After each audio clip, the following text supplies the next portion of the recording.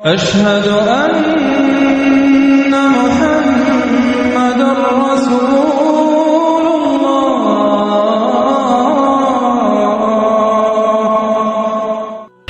خصوصاً على أفضلهم وخاتم النبيين محمد الأمين وعلى آله وصحبه أجمعين. أما بعد فقد قال الله تبارك وتعالى كما ورد في سورة النور: اعوذ باللہ من الشیطان الرجیم بسم اللہ الرحمن الرحیم وعد اللہ الذین آمنوا منکم وعملوا الصالحات لیستخلفنہم فی الارض کما استخلف الذین من قبلہم وليمکنن لہم دینہم الذی ارتضی لہم وليبدلنہم من بعد خوفہم امنا یعبدوننی لا یشرکون بی شیئا ومن کفر بعد ذلك فاولئک هم الفاسقون. وقال تبارک وتعالی كما ورد في سورة الصف: يريدون ليطفئوا نور الله بأفواههم والله متم نوره ولو كره الكافرون. الى قوله تعالى: وأخرى تحبونها نصر من الله وفتح قريب وبشر المؤمنین. صدق اللہ العظیم. وعن النعمان بن بشیر رضی اللہ تعالی عنہ قال قال رسول اللہ صلی اللہ علیہ وسلم: تکون النبوۃ فیکم ما شاء اللہ ان تکون ثم يرفعها اللہ اذا شاء يرفعها ثم تکون خلافۃ علی منہاج النبوۃ فتكون ما شاء الله ان تكون ثم يرفعها الله اذا شاء يرفعها ثم تكون ملكا عاضا فيكون ما شاء الله ان يكون ثم يرفعه الله اذا شاء يرفعه ثم يكون ملكا جبريا فيكون ما شاء الله ان يكون ثم يرفعه الله اذا شاء يرفعها ثم تكون خلافة على منهاج النبوة. ويقول الراوي: ثم سکت رسول اللہ صلی اللہ علیہ وسلم. رواہ الامام احمد ابن حنبل رحمہ اللہ. رب اشرح لی صدری ویسر لی امری واحلل عقدۃ من لسانی یفقہوا قولی. اللہم ربنا الہمنا رشدنا واعذنا من شرور انفسنا. اللہم ارنا الحق حقا وارزقنا اتباعہ وارنا الباطل باطلا وارزقنا اجتنابہ. اللہم وفقنا لما تحب وترضى. اللہم وفقنا ان نجاہد فی سبیلک باموالنا وانفسنا. اللہم وفقنا ان نقیم نظام الخلافۃ علی منہاج النبوۃ فی الپاکستان اولا وفی کل العالم آخرا آمین یا رب العالمین. معزز حاضرین اور محترم خواتین، سب سے پہلے تو میں ایک ذاتی الجھن کا تذکرہ کر رہا ہوں، اور وہ اس بنا پر پیدا ہوئی ہے کہ یہ جو خطبات خلافت کے عنوان سے مضامین میں آج یہاں بیان کر رہا ہوں یا جس کا آغاز آج کر رہا ہوں، یہ تقریباً پچھلے 2 سالوں سے متعدد جلسہ عام میں بھی اجمالاً بیان ہوئے ہیں. 1-1.5-2 گھنٹے کی تقریروں میں ان مضامین کو کوشش کی ہے کہ سمیٹ کر اختصار کے ساتھ بیان کروں. پھر خاص طور پر حال ہی میں ابھی 1 مہینے کے اندر 4 جگہ پر میں یہ خطبات جو ہے بیان کر چکا ہوں. یہ 4تھی جگہ ہے کہ جہاں اب اس کا اعادہ ہو رہا ہے. پہلے کراچی سے ہم نے اس کا آغاز کیا، اور یہ بات ذرا قابل ذکر ہے کہ کراچی کے خالق دینہ ہال سے ہم نے آغاز کیا. نومبر کی 22 سے اور 25 تک 4 دن مسلسل وہاں پر خطبات ہوئے، جیسے کہ یہاں اب ہم شروع کر رہے ہیں 20 سے اور 23 تک.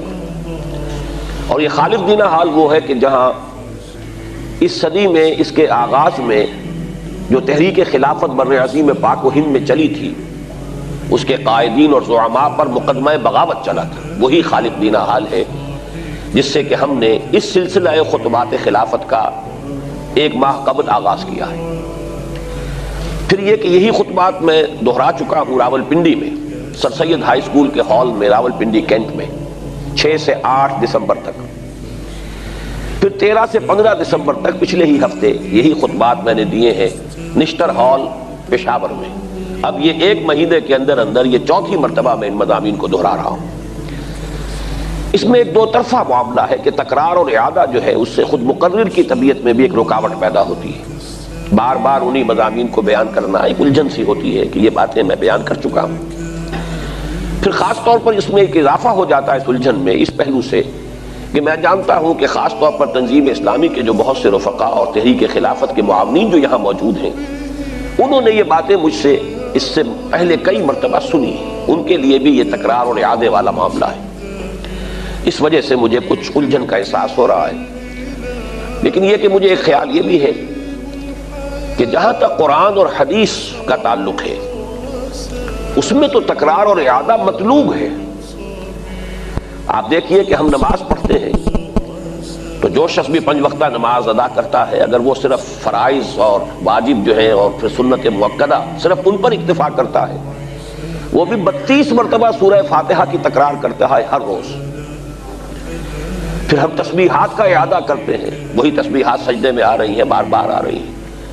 تو جہاں تک تو نصوص کا تعلق ہے کتاب و سنت کی نصوص ان کے ضمن میں تو مطلوب ہے پسندیدہ ہے مقصود ہے کہ ان کو دہرایا جائے ان کی تکرار ہو. ماں ہرچ خانہ ایم فراموش کردہ ایم اللہ حدیث دوست کے تکرار می کنیم. تو یہ تکرار جو ہے چونکہ میرا خاص طور پر جو آج کا مضمون ہے اسی میں زیادہ جو ہے اعادے والی بات ہو رہی ہے. میں کوشش کر رہا ہوں کہ ان ساری چیزوں کو اس مرتبہ چونکہ اب اس کی ریکارڈنگ ہم کر رہے ہیں ویڈیو کیسٹ تیار کر رہے ہیں تو کوشش کروں گا کہ دھیمے انداز میں اور زیادہ سے زیادہ مضامین کو اس میں بیان کر دیا جائے تاکہ پھر یہ ذریعہ بن جائے اس دعوت اور اس فکر کو بڑے پیمانے پر اندرون ملک بھی اور بیرون ملک بھی جہاں بھی اردو بولنے اور سمجھنے والے لوگ موجود ہیں ان تک اس پیغام کو پہنچانے کا. اب میں اللہ کا نام لے کر آغاز کر رہا ہوں. سب سے پہلے ان آیات کی تھوڑی سی وضاحت کی جو میں نے تلاوت کی. ان میں سب سے پہلی آیت سورہ نور کی اور اس آیت کا عنوان ہی ہے آیت الاستخلاف. سورہ نور کی آیت نمبر 55. وعد اللہ الذین آمنوا منکم وعملوا الصالحات. اللہ کا وعدہ ہے اے مسلمانوں تم میں سے جو لوگ ایمان اور عمل صالح کا حق ادا کر دیں گے. لَيَسْتَخْلِفَنَّهُمْ فِي الْأَرْضِ. انہیں لازماً خلافت عطا کرے گا زمین میں. خلافت کا اصل مفہوم کیا ہے اس کی اصل حقیقت کیا ہے یہ میرا کل کا موضوع ہے. اس پر میں تفصیل سے اس وقت بات کروں گا. اس وقت صرف یہ نوٹ کیجئے کہ یہاں پر خلافت سے مراد مسلمانوں کی حکومت ہے. لَيَسْتَخْلِفَنَّهُمْ فِي الْأَرْضِ. انہیں خلافت عطا کرے گا زمین میں حکومت عطا کرے گا زمین میں. کما استخلف الذین من قبلہم جیسے کہ خلافت یا حکومت عطا کی تھی ان کو جو ان سے پہلے تھی. چونکہ ہماری آج کی گفتگو میں بھی بعد میں بڑی تفصیل سے تذکرہ آئے گا سابقہ امت مسلمہ اس آیت کے بھی ان الفاظ کے حوالے سے ذہن میں تازہ کر لیجئے. موجودہ امت مسلمہ امت محمد ہے صلی اللہ علیہ وسلم جس سے نسبت کا ہمیں شرف حاصل ہے. ہم سے پہلے ایک امت مسلمہ تھی بنی اسرائیل وہ بھی امت مسلمہ تھی اور اب بھی اس کے کچھ باقیات اب میں کیا کہوں اصل کے اعتبار سے تو باقیات الصالحات ہونا چاہیے تھا لیکن اپنی اصل حقیقت کے اعتبار سے جو بالفعل ہے وہ باقیات السیئات کی صورت میں ہے. بہرحال وہ اب بھی موجود ہیں یہود دنیا میں ہیں وہ سابقہ امت مسلمہ جو معزول ہو گئی تھی لیکن یہ کہ اس کا وجود ابھی برقرار ہے. تو یہاں اشارہ کیا جا رہا ہے کہ جیسے ان کو ہم نے حکومت دی تھی. قرآن مجید سے جسے ادنا مناسبت بھی ہے اسے لا محالہ اس موقع پر وہ آیت یاد آ جائے گی. یا داؤد انا جعلناک خلیفۃ فی الارض. اے داؤد ہم نے تمہیں زمین میں خلیفہ بنایا ہے تمہیں طاقت عطا کی ہے غلبہ عطا کیا ہے حکومت دی. سابقہ امت مسلمہ کا یہ جو خلافت راشدہ کا دور ہے یہ اچھی طرح سمجھ لیجئے. حضرت طالوت حضرت داؤد اور حضرت سلیمان علیہ السلام ان کا یہ دور ہے تقریباً 100 برس. یہ سابقہ امت مسلمہ کا خلافت راشدہ کا دور ہے. یہاں اس کا حوالہ دیا اے مسلمانوں تم میں سے جو لوگ ایمان اور عمل صالح کا حق ادا کر دیں گے انہیں ہم لازماً خلافت عطا کریں گے زمین میں جیسے کہ ان سے پہلوں کو عطا کی تھی. دوسری بات ایک تو دو باتیں یہاں نوٹ کر لیجئے. پہلے ایک تو یہ کہ عربی زبان میں تاکید کے کا جو سب سے زیادہ مؤثر اور بلیغ جو اسلوب ہے وہ یہاں ریپیٹ کیا گیا ہے، لَيَسْتَخْلِفَنَّهُمْ، لازماً انہیں خلافت عطا کرے گا۔ آگے بھی آپ دیکھیں گے کہ یہی جو ہے صیغہ آئے گا، وَلَيُبَدِّلَنَّهُمْ وَلَيُمَكِّنَنَّ لَهُمْ، یہ گویا کہ انتہائی تاکید ہے، فعل مضارع سے قبل لام مفتوح اور پھر نون مشدد لا کر اس سے زیادہ زور دینے کا اسلوب جو ہے عربی زبان میں موجود۔ ہم لازماً بلا شک و شبہ خلافت عطا کریں گے، انہیں حکومت عطا کریں گے زمین میں۔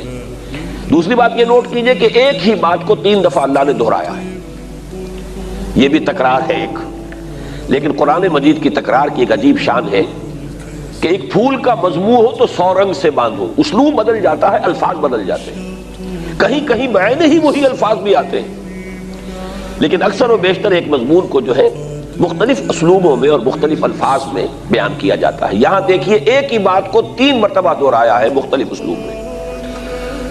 لَيَسْتَخْلِفَنَّهُمْ فِي الْأَرْضِ، انہیں زمین میں خلافت عطا کرے گا، وَلَيُمَكِّنَنَّ لَهُمْ دِينَهُمُ الَّذِي ارْتَضَىٰ لَهُمْ، اور ان کے اس دین کو تمکن عطا کرے گا، غلبہ عطا کرے گا جو اس نے ان کے لیے پسند کر لیا ہے۔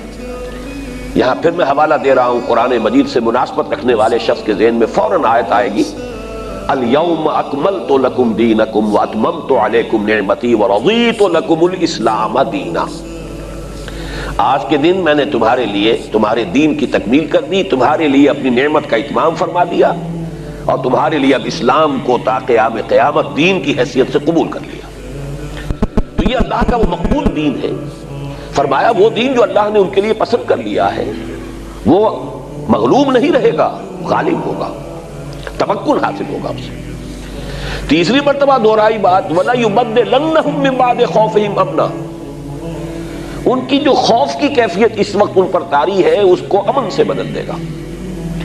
یہ آیات سورہ نور کی ہے، سن 5 کے اواخر یا سن 6 ہجری کے شروع میں نازل ہو رہی ہیں۔ اس وقت تک جو کیفیت تھی، سن 5 میں غزوہ احزاب ہوا تھا، 12,000 کا لشکر آ گیا تھا، مدینے کو گھیرے پڑا رہا ہے، کتنے عرصے تک محاصرہ رہا ہے۔ اس درجے شدت کی آزمائش مسلمانوں کی ہوئی کہ قرآن مجید کے اپنے الفاظ ہیں، زلزلوا زلزالا شدیدا، ہلا مارے گئے، جھنجھوڑ دیے گئے۔ نتیجہ یہ ہوا کہ منافقین کا نفاق ان کی زبانوں پر آ گیا، ان کا خبث باطن ظاہر ہو گیا۔ تو ایسی کیفیت تھی، بالکل شکل ایسی تھی کہ جیسے ایک لقودق صحرا میں ایک دیا روشن ہے اور آندھیاں چل رہی ہیں اس کو بجھانے کے لیے، یہ نقشہ تھا اس وقت تک۔ ہر وقت خوف تھا کہ ابھی حوازن کی طرف سے حملہ ہو جائے گا، ابھی جو نجد کے قبائل ہیں وہ آ کے حملہ آور ہو جائیں گے، ابھی وہ جو خیبر کے یہودی ہیں ان کی طرف سے حملہ ہو جائے گا، ابھی کہیں جنوب کی طرف سے قریش آ جائیں گے، ہر وقت یہ خوف کی کیفیت۔ فرمایا ان کی خوف کی کیفیت کو امن سے بدل دے گا۔ تو دیکھیے یہ 3 وعدے نہایت مؤکد، بات ایک ہی ہے، جب انہیں حکومت عطا ہو جائے گی تو ان کے دین کو غلبہ خودی ہو جائے گا، جب حکومت عطا ہو جائے گی تو ظاہر بات ہے خوف کی کیفیت بدل جائے گی۔ تو باتیں تینوں ایک ہی ہیں، لیکن پھر دہرا لیجئے، وعد اللہ الذین آمنوا منکم وعملوا الصالحات لیستخلفنہم فی الارض کما استخلف الذین من قبلہم ولیمکنن لہم دینہم الذی ارتضی لہم ولیبدلنہم من بعد خوفہم امنا۔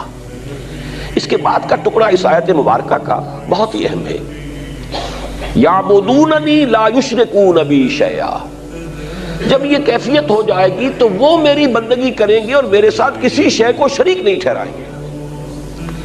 سوال یہ ہے کہ اس سے پہلے بھی چاہے مسلمان حالت خوف میں تھے لیکن بندگی تو اللہ ہی کی کر رہے تھے، یہ اس کے ساتھ اس کو کیوں ملحق کیا گیا کہ جب یہ ہوگا تو پھر میری ہی بندگی کریں گے، میرے ساتھ کسی کو شریک نہیں ٹھہرائیں گے؟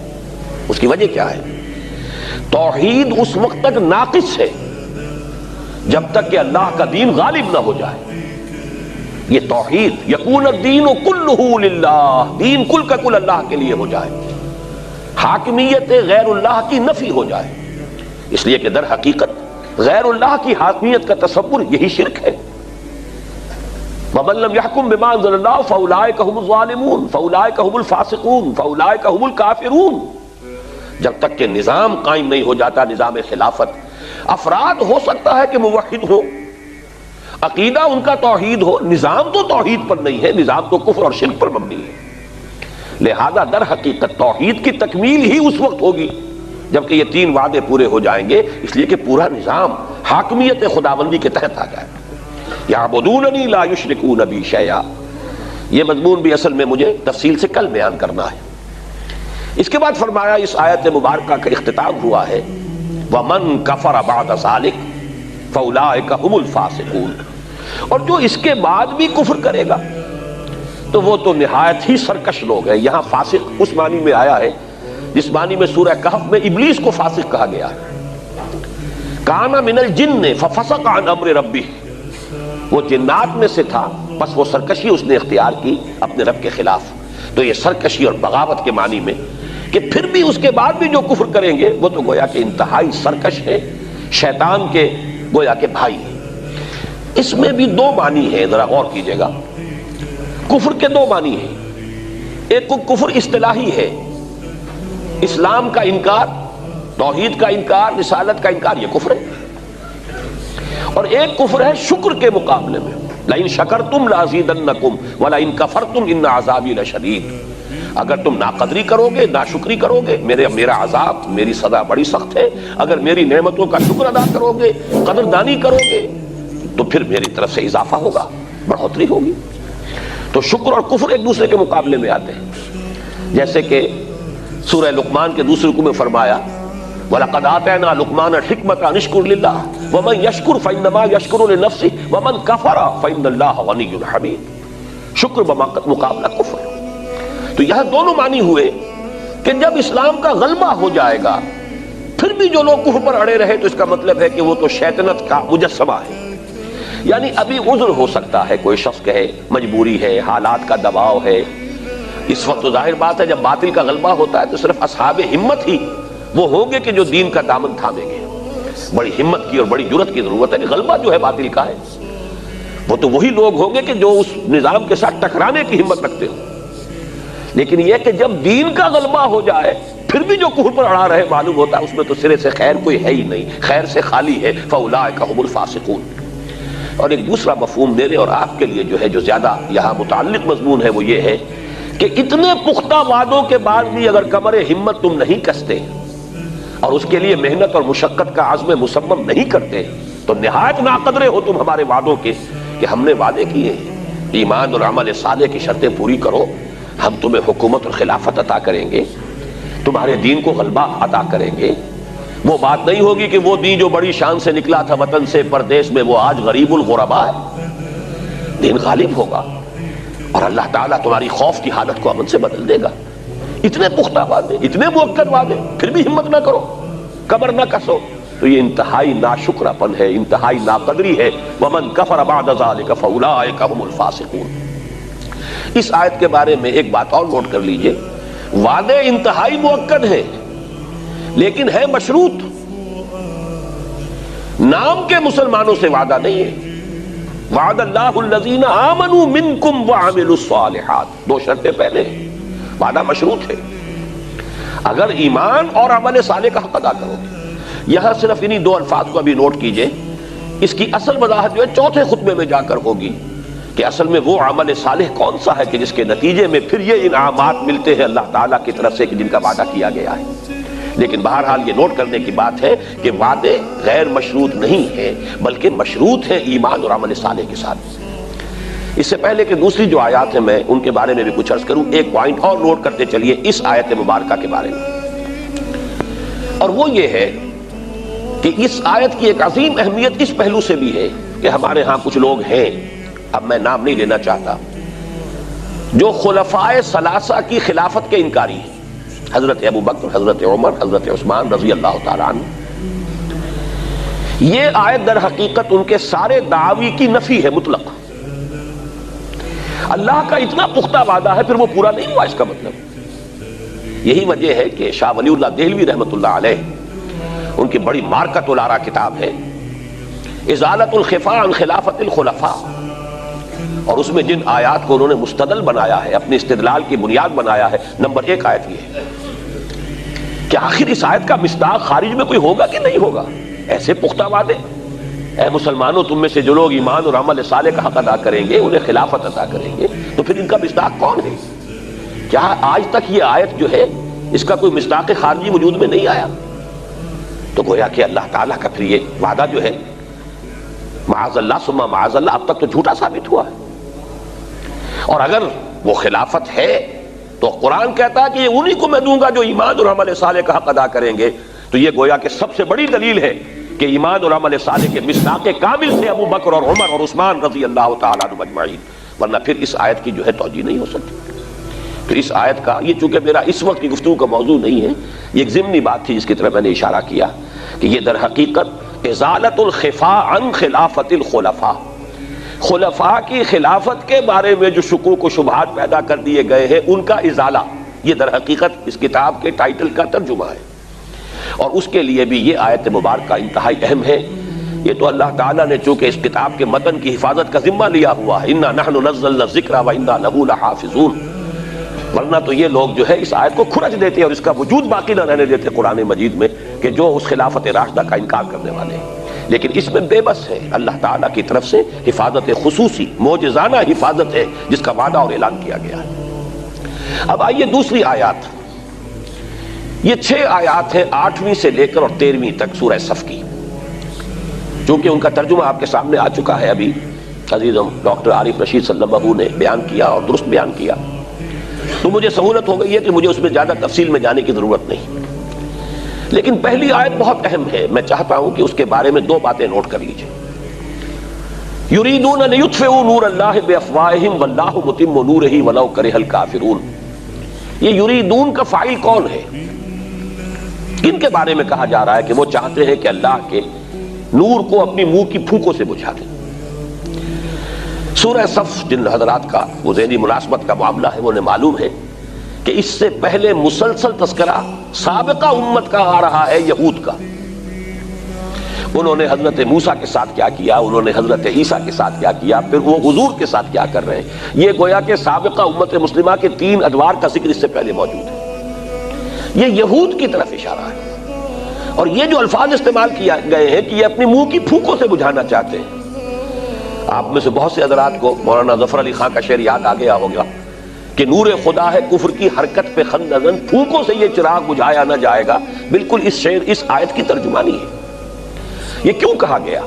یہ اس وجہ سے کہا گیا کہ قرآن مجید کے دوسرے مقامات میں بھی صراحت ہے کہ اسلام کے جو 2 دشمن اس وقت جزیرہ نماء عرب میں موجود تھے، ان میں ایک تھے مشرکین جن کے سر خیل تھے قریش مکہ، لیکن وہ بہادر لوگ تھے، جری لوگ تھے، سامنے سے حملہ کرتے تھے. جبکہ دوسرے دشمن یہود تھے، یہ بزدل تھے. اور ان کے بارے میں سورہ حشر میں آیا ہے کہ یہ کبھی تمہارے ساتھ کھلے میدان میں مقابلہ نہیں کریں گے. الا فی قرى محصنۃ او من وراء جدر، قلعوں کے اندر، گڑھیوں کے اندر سے ہو کر پتھراؤ کریں گے، فصیلوں کے پیچھے سے پتھراؤ کریں گے. کھلے میدان میں آ کر ان مقابلہ کرنے کی جرت ان میں نہیں. ان کا ذکر ہو رہا ہے، یہ یریدون لیطفئوا نور، اور یہ طنز ہے اس میں کہ دوسرے لوگ تو بہرحال ابو جہل نے اپنے دین باطل کے لیے، اپنے عقائد باطلہ کے لیے گردن کٹوائی کہ نہیں کٹوائی. ان میں یہ بھی نہیں ہے، یہ صرف منہ کی پھونکوں سے بجھانا چاہتے ہیں، سوائے سازش کے ان کے پاس کچھ نہیں ہے. واللہ متم نورہ ولو کرہ الکافرون، اللہ تو اپنے نور کا اتمام فرما کر رہے گا چاہے یہ کافروں کو کتنا ہی ناپسند ہو. یہی آیت آئی ہے سورہ توبہ میں بھی، اتنا سا معمولی سا فرق ہے. یریدون ان یطفئوا نور اللہ بافواہہم ویابی اللہ الا ان یتم نورہ ولو کرہ الکافرون. 2 الفاظ کی کنسٹرکشن صرف بدل دی گئی ہے، معنی ہی وہی الفاظ ہے. اور وہاں بھی جو بھی قرآن سے واقفیت رکھتے ہیں انہیں معلوم ہے وہاں بھی تذکرہ یہود کا ہے. میں اس آیت پر اس درجے زور اس لیے دے رہا ہوں کہ مجھے علامہ اقبال کا وہ شعر یاد آ رہا ہے، آگ ہے اولاد ابراہیم ہے نمرود ہے، کیا کسی کو پھر کسی کا امتحان مقصود ہے. بعین ہی یہی کیفیت آج ہے یہود کی، زائنزم جس طرح اسلام کے اس نور کو بجھانے کی فکر میں ہے، اور جس طریقے سے زائنسٹ جو ان کے منصوبے ہیں، جس تیزی کے ساتھ وہ روب عمل آ رہے ہیں، اور دنیا کی اب سول سپریم پاور کے سر پر وہ مسلط ہے، وہ در حقیقت اسی طور سے یہ اسلامک فنڈامنٹلزم اور اسلامی بنیاد پرستی کا جو ہوا دنیا میں کھڑا کیا گیا ہے، یہ سب در حقیقت اسی آیہ مبارکہ کے بین السطور میں پڑھ لیجئے، یریدون لیطفئوا نور اللہ بافواہہم واللہ متم نورہ ولو کرہ الکافرون. اس کے بعد فرمایا هو الذی ارسل رسولہ بالہدی ودین الحق لیظہرہ علی الدین کلہ ولو کرہ المشرکون. وہی ہے اللہ جس نے بھیجا اپنے رسول کو صلی اللہ علیہ وسلم الہدا یعنی قرآن حکیم اور دین حق دے کر، تاکہ غالب کریں اسے کل کے کل دین پر، پورے نظام زندگی پر یا تمام ادیان باطلہ پر۔ اس میں میں زیادہ اس وقت تفصیلی جو ہے تفاصیل میں نہیں جا سکتا۔ میرا ایک کتاب چاہے نبی اکرم صلی اللہ علیہ وسلم کا مقصد بعثت، اس میں 24 صفحے کا مضمون صرف اس ایک آیت پر ہے۔ جب تک حضور کے مقصد بعثت کا صحیح فہم نہیں ہوگا، واقعہ یہ ہے کہ نہ سیرت النبی سمجھ میں آتی ہے نہ قرآن سمجھ میں آ سکتا ہے۔ اور یہ وہ بات ہے جو میں شاہ ولی اللہ دہلوی رحمۃ اللہ علیہ کے حوالے سے کہہ رہا ہوں۔ انہوں نے اس آیہ مبارکہ کو پورے قرآن مجید کا عمود قرار دیا، هو الذی ارسل رسولہ بالہدی ودین الحق لیظہرہ علی الدین کلہ۔ اس کو سمجھیں گے تو در حقیقت قرآن جو ہے اس کے گہرے حقائق منکشف ہوں گے، اور اس کو سمجھیں گے تو سیرت النبی سمجھ میں آئے گی۔ اس لیے کہ ہر بڑی شخصیت کا پہلے معین ہونا چاہیے کہ اس کا مقصود کیا تھا، تبھی تو آپ ایسس کریں گے نا کتنے کامیاب ہوئے کتنے ناکام ہوئے، اور اس ہدف کو انہوں نے کس طور سے حاصل کیا، وہاں تک رسائی کیسے کیے۔ اگر یہی معین نہیں کہ ہدف کیا تھا تو اب آپ کس کے حوالے سے، آپ کا فریم آف ریفرنس کیا ہوگا؟ اسسمنٹ کریں گے تو کس کے حوالے سے کریں گے؟ تو واقعہ یہ ہے کہ یہ آیت مبارکہ بہت اہم ہے، 24 صفحے کا میرا مضمون ہے۔ اللہ کا شکر ادا کر رہا ہوں، میں یہ سمجھتا ہوں کہ اس آیت کے مفہوم کے بارے میں جو مختلف قسم کے وسوسے پیدا کر دیے گئے ہیں، اللہ تعالیٰ کے فضل و کرم سے ان سب کا ازالہ اس 24 صفحے کے مضمون میں ہے۔ لیکن نوٹ کر لیجئے، اور اس پر ابھی ہمیں مزید گفتگو کرنی ہے آگے چل کر، کہ حضور کا مقصد بعثت صرف تبلیغ نہیں، غلبہ دین حق ہے۔ زمین و آسمان کا فرق ہو جائے گا۔ صرف تبلیغ ہوتی تو شاید حضور کبھی تلوار ہاتھ میں نہ لیتے، لیکن غلبہ دین حق تھا، تلوار ہاتھ میں لیے بغیر چارہ نہیں تھا۔ اسی سے در حقیقت ساری بات کھلتی ہے۔ تبلیغ تو بدھ مت کے بھکشو بھی کرتے رہتے ہیں، تبلیغ جو ہے وہ تو جس سطح پر بھی آپ کرتے رہے اس میں کسی تصادم کی ضرورت نہیں ہوتی۔ آخر یہ عیسائی مبشرین جو ہے تبلیغ پر تبلیغ نہ معلوم کہاں سے کہاں تک پہنچے ہیں، ٹمبکٹو میں پہنچے ہیں، اور ایمیزون کے طاس میں پہنچے ہیں، کانگو کے طاس میں پہنچے ہیں، اور پاکستان کے جیکب آباد میں پہنچے ہیں۔ تو تبلیغ کے کچھ اور تقاضے ہیں، اور دین کو غالب کرنے کے کچھ اور تقاضے ہیں۔ اور جب تک مقصد بعثت محمدی واضح نہ ہو صلی اللہ علیہ وسلم، تو واقعہ یہ ہے کہ سیرت النبی کا فہم حاصل نہیں ہو سکتا۔ بہرحال حضور کا مقصد بعثت غلبہ دین حق، چاہے یہ مشرکوں کو کتنا ہی ناگوار ہو۔ اور یہاں مشرک پھر نوٹ کر لیجئے مراد کون ہے؟ جو بھی دین حق کے غلبے کی بجائے کوئی اور نظام آپ نے سامنے رکھتے ہیں۔ اس پر بھی تفصیل سے گفتگو کل ہوگی انشاءاللہ۔ شرک کا تصور جو ہے در حقیقت ہم نے شرک کو صرف بعض عقائد سے منسلک کر دیا ہے، ورنہ یہ کہ زندہ قوت تھی زمانے میں یہ توحید کبھی، اور اب کیا ہے؟ فقط ایک مسئلہ ہے علم کلام، توحید کو علم کلام کا مسئلہ بنا کر رکھ دیا ہے۔ بہرحال آگے چل کر بات ہوئی، اللہ کا دین تو غالب ہوگا، محمد الرسول اللہ کی بعثت اسی لیے ہوئی ہے، لیکن ظاہر بات ہے کہ اس کے لیے سرفروشی، جاں فشانی، جہاد اور قتال کے مراحل سے اے مسلمانوں تمہیں گزرنا ہوگا۔ یا ایھا الذین آمنوا هل ادلکم علی تجارۃ تنجیکم من عذاب الیم، اہل ایمان کیا میں تمہاری رہنمائی کروں اس راستے کی طرف، اس کاروبار کی طرف، اس تجارت کی طرف جو دردناک عذاب سے نجات دلا دے۔ تؤمنون باللہ ورسولہ، ایمان پختہ رکھو اللہ پر اور اس کے رسول پر، وتجاہدون فی سبیل اللہ باموالکم وانفسکم، اور جہاد کرو اللہ کی راہ میں اپنی جانوں اور مالوں کے ساتھ۔ ذالکم خیر لکم ان کنتم تعلمون، یہی تمہارے حق میں بہتر ہے اگر تم صحیح علم حقیقی رکھتے ہو۔ یہاں پھر میں تھوڑا سا پاز کر رہا ہوں، ایک بات کی توجہ کیجئے۔ اس آیت میں 2 شرطیں آئی تھیں خلافت کے نظام کے قیام کے لیے، وعدے مشروط تھے ایمان اور عمل صالح سے۔ یہاں 2 شرطیں آئیں، ایمان اور جہاد۔ ابھی صرف ان کو نوٹ کرتے جائیے، ان پر تفصیلی گفتگو چوتھے خطبے میں ہوگی۔ وہ ایمان، وہ عمل صالح اور وہ جہاد کون سا ہے جس سے کہ پھر یہ وعدے پورے ہو سکیں گے؟ اس لیے کہ ہمارے ذہنوں میں ان کے بھی تصورات میں بڑے محدود، عمل صالح کا مفہوم بہت محدود ہو چکا ہے، جہاد کا مفہوم تو محدود ہی نہیں، مسخ ہو چکا ہے، لمیٹڈ ہی نہیں، پرورٹڈ ہے۔ اس لیے میں اس پر گفتگو کروں گا کہ اصل میں جس جہاد اور جس عمل صالح کے نتیجے میں یہ وعدے پورے ہوئیں گے وہ ان کی حقیقت کیا ہے، لیکن وہ میرے ان خطبات میں سے آخری خطبے کا موضوع ہے۔ اب نوٹ کرنے کی بات یہ ہے کہ اگر یہ 2 شرطیں پوری ہو جائیں تو یہاں بھی 2 وعدے آئے، وہاں 3 تھے، یہاں 2 ہیں، لیکن وہاں تینوں دنیا سے متعلق تھے۔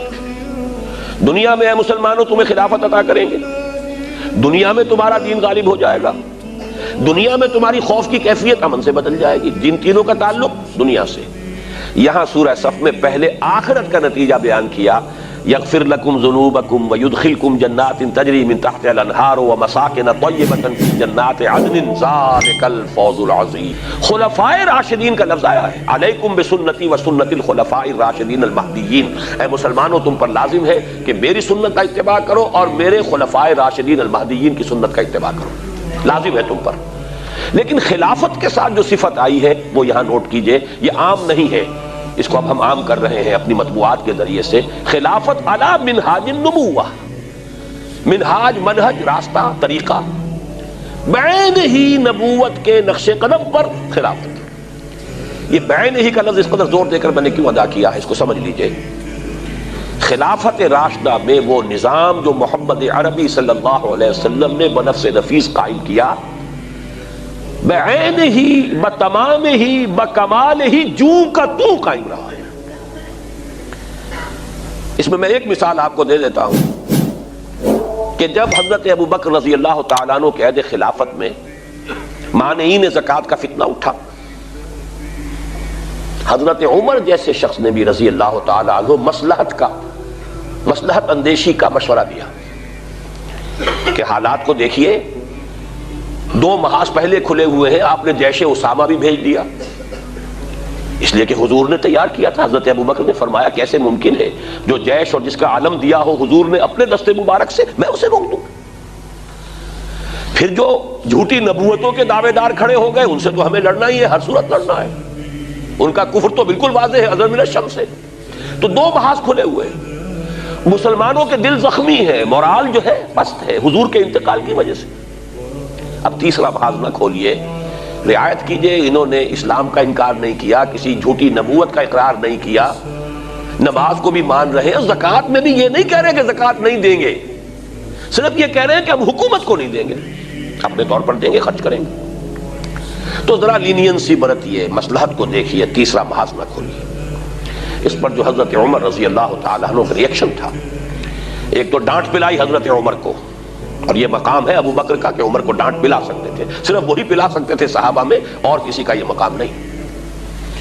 اے عمر تم جاہلیت میں تو بڑے سخت تھے, کیا ہو گیا تمہیں, اسلام میں اتنے نرم ہو گئے, اتنی کمزوری کا مظاہرہ کر رہے ہو. دوسری بات فرمائی, اور یہ ہے اصل جس کے لیے میں عرض کر رہا ہوں, ایبدل الدین وانا حی, کیا دین میں ترمیم کی جائے گی جبکہ میں ابھی زندہ ہوں؟ میرے جیتے جی دین میں ترمیم نہیں ہو سکتی. کس حد تک کہا ہے کہ خدا کی قسم حضور کے زمانے میں اگر یہ زکوٰۃ کے اونٹوں کے ساتھ ان کو باندھنے کی رسیاں بھی دیتے تھے, اگر یہ کہیں گے کہ اونٹ لے جاؤ رسی نہیں دیں گے, تب بھی میں جنگ کروں گا.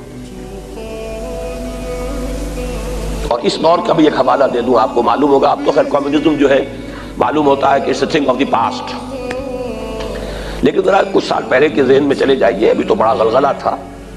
روسیوں پر الزام تھا چائنیز کا ریویژنزم, انہوں نے اپنے نظریے میں ترمیم کر لی, یہ مارکسزم کے اوپر قائم نہیں رہے, یہ تو رشین نیشنلزم کا لبادہ اوڑھ لیا ہے. مغرب کے ساتھ پیسفل کو ایگزسٹنس کیسے ممکن ہے؟ تو یہ ریویژنزم ہوتا ہے کسی بھی آئیڈیولوجیکل ریولوشن کے بعد, جو نروس ٹیسٹ ہوتے ہیں وہ اس میں ہیں. ذرا سی ترمیم ہوگی, آپ نے 1 درجے کی ترمیم کی, کچھ دنوں کے بعد 2 درجے, پھر 3 درجے, وہ تو پھر کہیں سے کہیں جو ہے خشت اول چونے حد معمار کج تا سریا میرا دیر کا دیوار کج. تو حضرت ابو بکر کی آپ دیکھیے فصاحت اور بلاغت کی بھی انتہا ہے, اس سے زیادہ تاکید کا کوئی اسلوب ہو نہیں سکتا تھا کہ اگر صرف رسی دینے سے انکار کریں گے, اب آپ بتائیے کہاں اونٹ کی قیمت, کہاں اس رسی کی قیمت. اتنی ترمیم بھی مجھے گوارا نہیں ہے, اور خدا کی قسم اگر کوئی اور میرے ساتھ نہیں چاہے گا میں تنہا تنہا جاؤں گا اور جنگ کروں گا. ابو بکر صدیق کو یوں ہی نہیں کہہ دیا ہے امت نے, افضل البشر بعد الانبیاء بالتحقیق, یہ ان کا مقام ہے, مرتبہ ہے. رقیق القلب انسان, نحیف الجثہ انسان, لیکن عظیمت, استقلال, اس کا کوہ ہمالیہ تھا اندر. بہرحال میں نے یہ وضاحت کی کس لیے کہ خلافت علی منہاج النبوہ, جو کا تو خلافت کا نظام ہے کہ جو قائم رہا, جسے ہم عرف عام میں خلافت راشدہ کہتے ہیں, حدیث کی اصطلاح میں خلافہ علی منہاج النبوہ. یہ نظام دوسرا تھا. حضور نے فرمایا یہ بھی رہے گا جب تک اللہ چاہے گا، پھر یہ بھی ختم ہو جائے گا. ثم يرفع اللہ اذا شاء يرفعها، پھر اسے بھی اللہ اٹھا لے.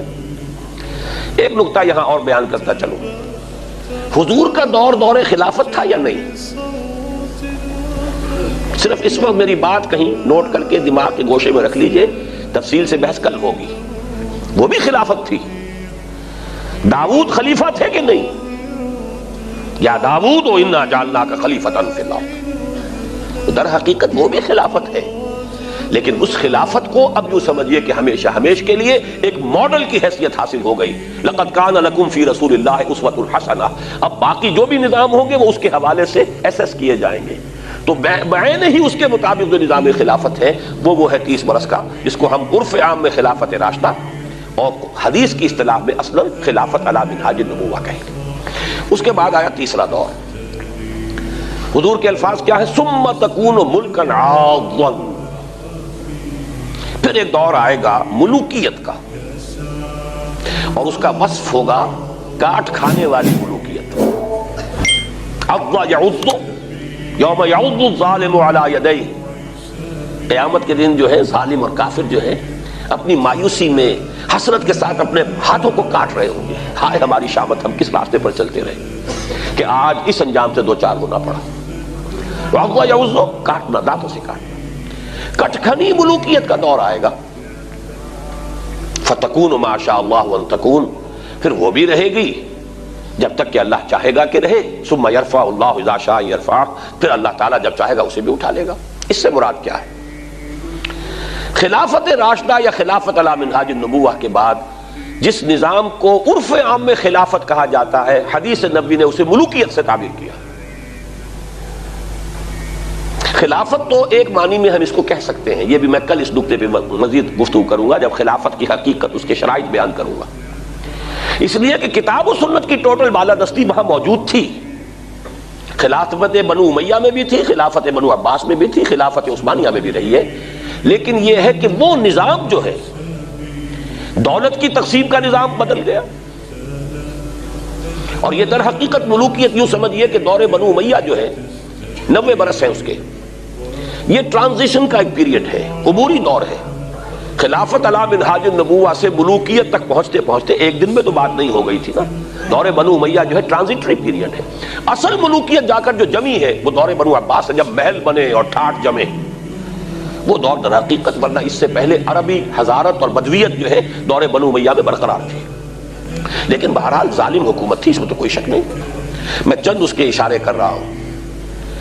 جو کچھ ہوا حسین ابن علی رضی اللہ تعالی عنہما کے ساتھ کربلا میں، اور یہ تو چونکہ ان کا ذکر جو ہے بہت زیادہ ہوتا ہے، ہر سال جو ہے خاص اہتمام سے ہوتا ہے، اس لیے بچہ بچہ واقف ہے. وہی کچھ ہوا حضرت عبداللہ ابن زبیر کے ساتھ مکہ مکرمہ میں. عین مکہ مکرمہ میں ذبح کیے گئے ہیں. حرمت حرم مکی کو بٹا لگا ہے. پھر واقعہ ہررا ہوا ہے، 3 دن تک مدینے کو لوٹ مار کیا گیا اور مدینے کے اندر خواتین کی بے حرمتی ہوئی. واقعہ ہررا، حرم نبوی جو ہے اس کی بے حرمتی ہوئی.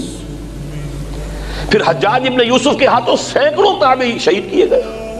تو تاریخ کے حقائق ہیں، اور میرے لیے اس سے بھی کہیں زیادہ دردناک اور تاریخ کے اعتبار سے کہیں زیادہ فیصلہ کن ظلم جو تھا، محمد ابن قاسم کو بلا کر شہید کر دیا. وہ نوجوان، ٹین ایجر نوجوان جو آیا تھا، فاتح تھا اور اتنا نیک، اتنا پارسا، ہندوؤں نے اپنے ذہن کے مطابق اسے اوتار کا درجہ دیا. وہ تو اپنے ذہن سے سوچیں گے نا. مورتیاں بنا کر مندروں میں رکھ دی گئی جن کو پوجا جا رہا تھا. ایسا نیک، اتنا صالح، اتنا پارسا، ایسا متقی، ایسا عادل حکمران. اگر کہیں انہیں موقع مل گیا ہوتا تو اسی وقت ہندوستان پورا فتح ہو جاتا. لیکن ملوکیت کو سب سے بڑا خطرہ لاحق ہو جاتا ہے اگر کوئی شخص اتنا پاپولر ہو گیا تو ہمیں خطرہ ہے، ہمارے اقتدار کو خطرہ ہے. وہاں تو سوچنے کا انداز یہ ہوگا کیا جرم تھا محمد ابن قاسم کا. تاریخ خاموش ہے. بے گناہ بلایا گیا، شہید کر دیا. یہی ہوا بعین ہی موسیٰ ابن نصیر کے ساتھ رحمت اللہ علیہ، جس نے کہ شمالی افریقہ کا اکثر و بیشتر حصہ فتح کیا تھا. اور اس کے ایک ادنا کمانڈر تھے طارق ابن زیاد، طارق جو بر کنارہ عدل السفینہ سوخت، جس نے پورا جو ہے آئیبیرین پیننسولا فتح کیا ہے۔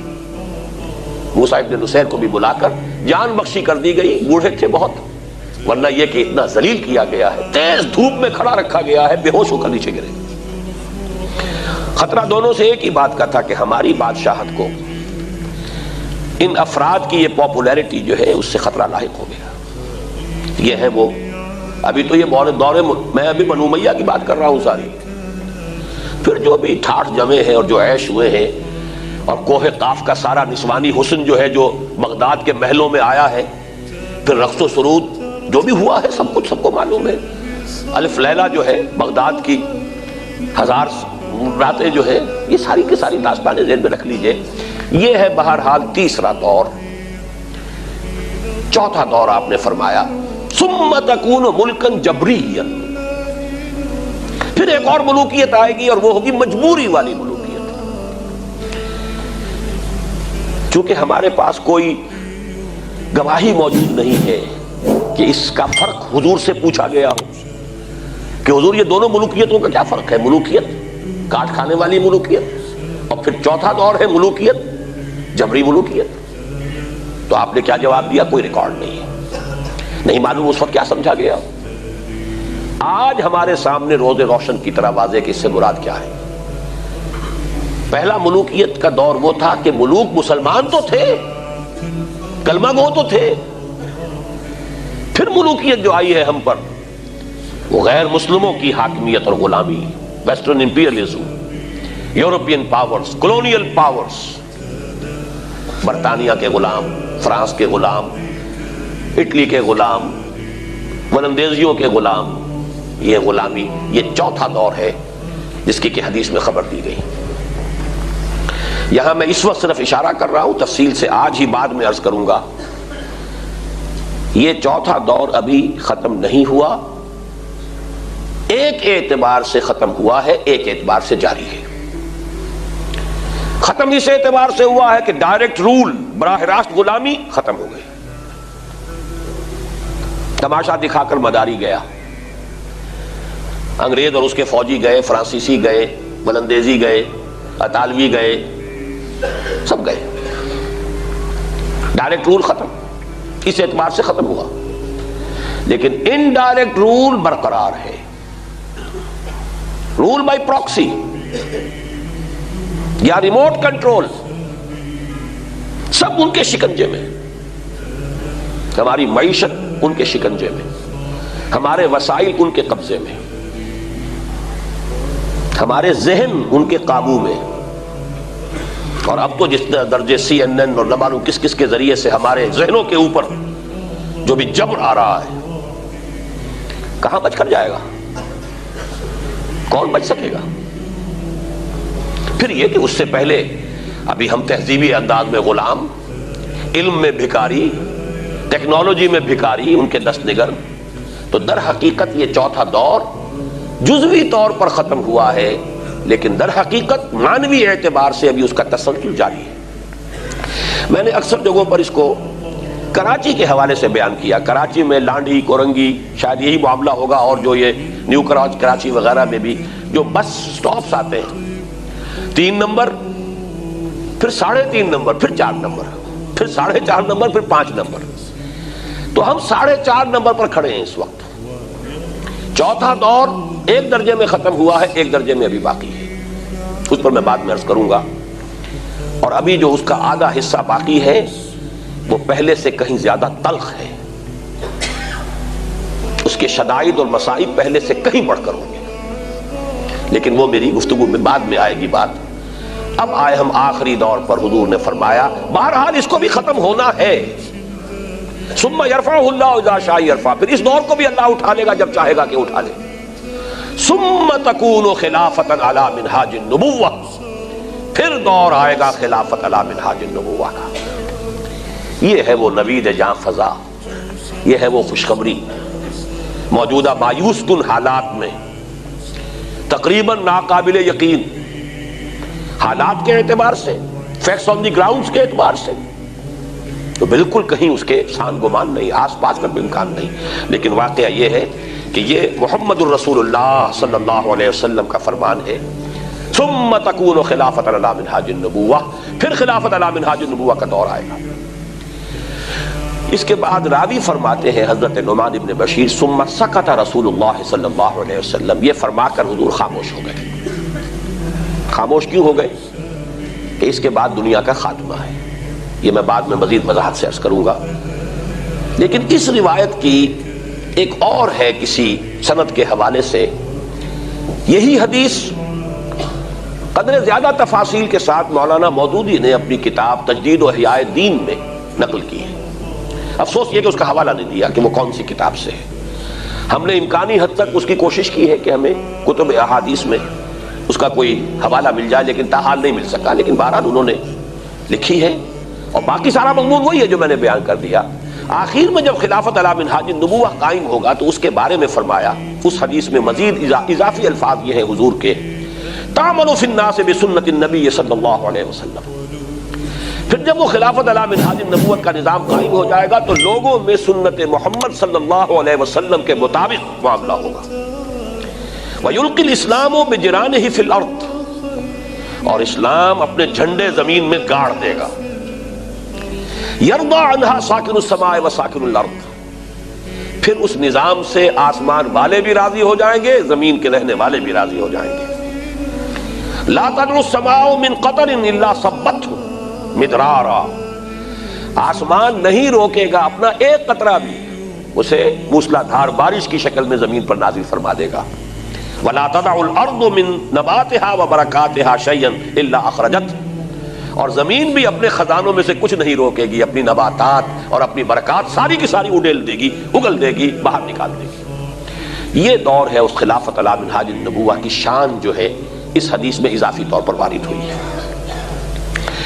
اب دیکھیے جہاں تک اس خبر کا تعلق ہے، جیسا کہ میں نے عرض کیا، اگر حالات جو آبجیکٹیو کنڈیشنز دنیا کے ہیں ان کے اعتبار سے انبلیویبل معلوم ہوتا ہے،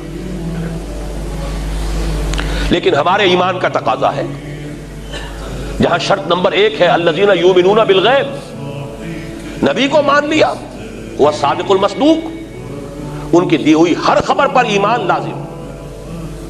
حدیث صحیح ہے، سند صحیح ہے، سمجھ میں آئے یا نہ آئے، بلیویبل نظر آئے یا انبلیویبل نظر آئے، ماننا ہے، ہو کر رہے گا، اس میں کسی شک و شبے کی گنجائش نہیں. البتہ میں سمجھانے کے لیے بعض باتیں عرض کر رہا ہوں. وہ یہ ہے کہ یہ صدی جو ہے 20ویں صدی عیسوی، اب میں ذرا چونکہ ساری گفتگو عیسوی کیلنڈر ہی سے کر رہا ہوں اور یہ بات خاص طور پر عیسوی کیلنڈر ہی سے سمجھ میں آئے گی، یہ واقعتاً مجموعہ عجائب و غرائب ہے. پوری تاریخ انسانی میں اتنا پروفاؤنڈ دور کوئی نہیں گزرا جو یہ صدی کا معاملہ ہے. میں چند حوالے دے رہا ہوں. اس صدی میں 2 عظیم مملکتوں کا ایسا خاتمہ ہوا کہ نام و نشان مٹ گیا. آغاز میں سلطنت عثمانیہ، 3 بر اعظموں پر پھیلی ہوئی سلطنت، پورا مغربی ایشیا، پورا شمالی افریقہ اور مشرقی یورپ کا کتنا بڑا رقبہ، نسیم منسیہ، جسٹ وینشڈ، نقشوں سے غائب. اور اختتام پر USSR، چند سال پہلے بھی کوئی گمان تک نہیں کر سکتا تھا کہ یہ سپر پاور وقت کی. امریکہ کو لالے پڑے ہوئے تھے. آپ کو معلوم ہے کہ خلائی تسخیر میں روس کبھی آگے تھا امریکہ سے. امریکہ کو اپنے سارے وسائل جھونکنے پڑ رہے تھے ٹو کیچ ود رشیا. لیکن دیکھتے ہی دیکھتے خواب تھا جو کچھ کو دیکھا، جو سنا افسانہ تھا، کہاں گئی وہ؟ تو کیا عجب ہے کہ کوئی تیسری طاقت بھی اسی طریقے سے پگھل کر رہ جائے. اور جاننے والے جانتے ہیں کہ امریکہ کا وہ انجام دور نہیں ہے، آغاز ہو چکا ہے. اس قدر کرائسس ہے، اکنامک کرائسس، اتنا لو چلا گیا ہے معاملہ ان کی اکانومی کا. اور یہ کہ ساری اکانومی کا جو اصل لیور ہے وہ یہود کے ہاتھ میں ہے. جب چاہیں گے ایک جنبش سے پھر ڈبل روٹی نظر نہیں آئے گی، جیسے روس میں نظر نہیں آتی تھی ڈبل روٹی. اور یہ وہ کریں گے میں تو ان تمام چیزوں کو 2 اور 2 4 کی طرح جانتا ہوں. وہ وقت دور نہیں کہ انہیں مسجد اقصی کو منہدم کر کے اور ہیکل سلیمانی کو تعمیر کرنا ہے. اس کے راستے میں مزاحم ہونے والا مسلمان تو کوئی ہے ہی نہیں، اگر ہے تو امریکہ ہے. لہذا پہلے اس کا تیا پانچا کریں گے، پھر اقدام کریں گے. جو حضرات مغرب کے حالات کو اس نقطہ نظر سے دیکھتے ہیں کہ زائنسٹ ان کے پلانز کیا ہیں، جو سٹڈی کرتے ہیں، وہ تقریباً یقین کے ساتھ کہہ رہے ہیں کہ امریکہ کا یہ حشر زیادہ دور نہیں ہے. بہرحال اگر 2 عظیم مملکتیں ختم ہو سکتی ہیں، 2 عظیم سلطنتیں، تو امریکہ کیوں نہیں ہو سکتا؟ اسی طرح آئیے 2 عظیم جنگیں اس صدی میں ہوئی، کروڑوں انسان قتل ہوئے کہ نہیں ہوئے. کیا تیسری جنگ نہیں ہو سکتی جس کی خبر حدیث میں ہے الملحمۃ العظمی؟ عظمی اعظم کا مؤنث ہے. جنگ عظیم نہیں، جنگ اعظم، تاریخ انسانی کی عظیم ترین جنگ. اور حالات بڑی تیزی سے ادھر جا رہے ہیں. در حقیقت یہ تیسری صلیبی جنگ ہوگی، لیکن یہ ہے کہ یہ اس کو کہا ہے حضور نے الملحمۃ العظمی. عیسائی لٹریچر میں آرمیگیڈون کے نام سے وہ موجود ہے. بائبل کی آخری کتاب ہے دی بک آف ریویلیشنز، اور اس میں اس جنگ کا تذکرہ موجود ہے، آرمیگیڈون. اور حدیث نبوی میں اس کو کہا گیا الملحمۃ العظمی. تو 2 اتنی عظیم جنگیں ہوئی ہیں، تو تیسری کون سی انہونی بات ہے؟ تیسرا عجوبہ جو اس صدی میں ہوا ہے، 2000 برس سے یہودی قوم در در ماری پھر رہی تھی. سن 70 عیسوی سے وہ بے گھر ہوئی ہے. سن 70 عیسوی میں یروشلم پر ٹائٹس رومی نے حملہ کیا، 1,33,000 یہودی ایک دن میں قتل کیے. ہیکل سلیمانی مسمار، اور وہ مسمار پڑا ہے اب تک. 1923 برس ہو گئے کہ ان کا کعبہ جو ہے وہ منہدم پڑا ہوا ہے. 2000 سال تک یہ قوم، اس کا کوئی گھر نہیں تھا، کوئی در نہیں تھا. اسی لیے کہتے ہیں ڈائسپورا. یہ ہماری تاریخ کا انتشار کا دور ہے، جدھر جس کا صحیح سمایا چلا گیا. اس صدی میں اسے گھر ملا ہے، اسرائیل وجود میں آیا ہے، اور کس شان و شوکت کے ساتھ آیا ہے. زیادہ سے زیادہ یہودی دنیا میں ہے 13-14 ملین، 1,30 لاکھ. صرف عربوں کو گنتی کر لیجئے تو 20-25 کروڑ ہے. لیکن جو بھی حقیقت، جو معنوی تناسب ہے حقیقت کے اعتبار سے، وہ کیا ہوا آپ کے سامنے. کیا عجب ہے کہ یہ اس مغضوب اور ملعون قوم کا جس طرح کے چراغ بجھنے سے پہلے ذرا بھڑکتا ہے، ادھر حقیقت یہ ایک بھڑک ہے آخری. شمع کے گل ہونے سے پہلے ذرا اس کی بھڑک ہے. یہ میں ابھی تو صرف یہ عرض کر رہا ہوں، جو وہ کچھ ہو سکتا ہے تو یہ کیوں نہیں ہو سکتا. باقی مجھے عرض کرنا ہے کہ یہ کیوں ہوگا، اس کا فلسفہ کیا ہے، حکمت قرآن و حدیث سے اس کے لیے صغرا کبرا کیا ملتا ہے، یہ تو بعد میں عرض کروں گا. اسی طرح نوٹ کیجئے، خلافت عثمانیہ کا خاتمہ اس صدی میں ہوا. تو کوئی عجیب بات تو نہیں کہ احیا بھی ہو جائے. جہاں میں اہل ایما صورت خورشید جیتے ہیں، ادھر ڈوبے ادھر نکلے، ادھر ڈوبے ادھر نکلے. اور یہ ذرا نوٹ کر لیجئے، یہ تاریخی جو فیکٹس ہیں یہ لوگ علم میں نہیں ہے. یہ شعر جو ہے جو میں نے پڑھا ہے بھی یوں ہی نہیں پڑھ دیا. جب ہسپانیہ میں خورشید اسلام غروب ہو رہا تھا، 800 برس کی حکومت غرناطہ کی ختم، بچہ بچہ یا قتل یا شمالی افریقہ کے ساحل پر ڈمپ. این اسی وقت یورپ کے مشرق میں اسلام کا سورج طلوع ہو رہا تھا. اسی وقت تو ترک داخل ہوئے. جہاں میں اہل ایما صورت خورشید جیتے ہیں، ادھر ڈوبے ادھر نکلے، ادھر ڈوبے ادھر نکلے. اسلام کو تو رہنا ہے. حضور کی حدیث ہے انا آخر المرسلین وانتم آخر الامم. میں آخری رسول ہوں، تم آخری امت ہو. اور یہ امت کسی ایک نسل پر تو مبنی ہے نہیں. عرب معزول ہوئے، ترکوں کے ہاتھ میں جھنڈا تھما دیا. ترک معزول ہو گئے، کیا عجب کہ اب ہندیوں کے ہاتھ میں جھنڈا آنے والا. عطا مومن کو پھر درگاہ حق سے ہونے والا ہے.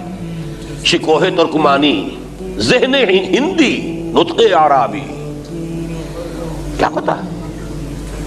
یہ تو حقائق ہے تاریخ کے. ہے آیا فتنہ تاتار کے افسانے سے، پاسباں مل گئے کعبے کو صنم خانے سے. اور اگر عثمانیوں پر کوہ غم ٹوٹا تو کیا غم ہے کہ خون 100,000 انجم سے ہوتی ہے سحر پیدا. کوئی پتہ نہیں. خلافت کا سورج غروب ہوا، اب وہ طلوع اس صدی کے شروع میں غروب ہوا، اس صدی کے آخر میں طلوع ہو جائے. کوئی عجیب بات نہیں، انہونی بات نہیں. آخری بات عرض کر رہا ہوں، یہ بات بہت اہم ہے. جب خلافت، جیسی بھی وہ خلافت تھی، وہ میں بعد میں عرض کروں گا، وہ خلافت علی منہاج النبوہ تو نہیں تھی، ملوکیت تھی. لیکن جیسی بھی خلافت تھی، اس کی تنسیخ ہوئی ہے تو رد عمل کہاں ہوا؟ صرف بر عظیم پاک و ہند میں. حالانکہ خلافت تھی تو پورے عالم اسلام کی خلافت تھی. آنسو بہانے چاہیے تھے تو پورے تمام دنیا کے مسلمانوں کو بہانے چاہیے. کہیں کوئی رد عمل نہیں. تحریک چلی صرف اس صنم خانہ ہند میں، اور کس شدت سے چلی؟ گاندھی کو شریک ہونا پڑا. اسے نظر آ گیا تھا کہ اگر میں نے اس وقت مسلمانوں کا ساتھ نہ دیا اس خلافت تحریک میں تو پھر آئندہ مسلمانوں سے میں کسی تعاون کی توقع نہیں کر سکتا. کہاں گاندھی، ہندو مہاتما، کہاں خلافت، چہ نسبت خاک رہا با عالم پاک، لیکن گاندھی شریک ہوا اس زور کی. بولی اماں محمد علی کی جان بیٹا خلافت پہ دے دو. پورا بر صغیر، بر عظیم جو ہے گونج اٹھا اس ترانے کے ساتھ. تو کوئی عجب نہیں کہ جہاں وہ رد عمل ہوا تھا وہیں سے اس خلافت کا آغاز ہوا. باقی ایک بات جو ابھی میں نے عرض کی تھی، میں چاہتا ہوں اسے ذرا بیان کر دوں. وہ خلافت جو ختم ہوئی ہے 1924 میں، اقبال نے ماتم کہا، چاک کر دی ترک ناداں نے خلافت کی قبا، سادگی اپنوں کی دیکھ، اوروں کی عیاری بھی دیکھ. واقعہ یہ ہے کہ مصطفیٰ کمال نے اس وقت صہیونیوں کے ایجنٹ کا کام کیا. چنانچہ ایک واقعہ جو بہت عظیم ہے، حضرت شیخ الہند رحمۃ اللہ علیہ اسیر مالٹا، جب مالٹا میں اسیر تھے 1920 میں تو واپس آ گئے. 1915 یا 16 میں گرفتاری ہوئی تھی مکہ مکرمہ سے. اس کے درمیان کا واقعہ ہے یہ کہ جو کمانڈانٹ تھا ان کا مالٹا میں، جو ان کا نظر بندی کیمپ تھا جس میں وہ تھے، اس کا انگریز کمانڈنٹ تھا. وہ حضرت شیخ الہند کو بہرحال دیکھا، درویش آدمی ہے، عقیدت مند ہو گیا تھا. ایک روز شیخ الہند ان سے پوچھتے ہیں کہ آپ ہماری خلافت کے پیچھے کیوں پڑے ہوئے ہیں؟ یہ آپ کو کیا تکلیف دیتی ہے؟ یہ تو مردہ خلافت ہے. یورپ کا برد بیمار کہتے تھے نا، تو آپ کو اس سے کیا تکلیف ہے؟ رہنے دیں ہماری خلافت.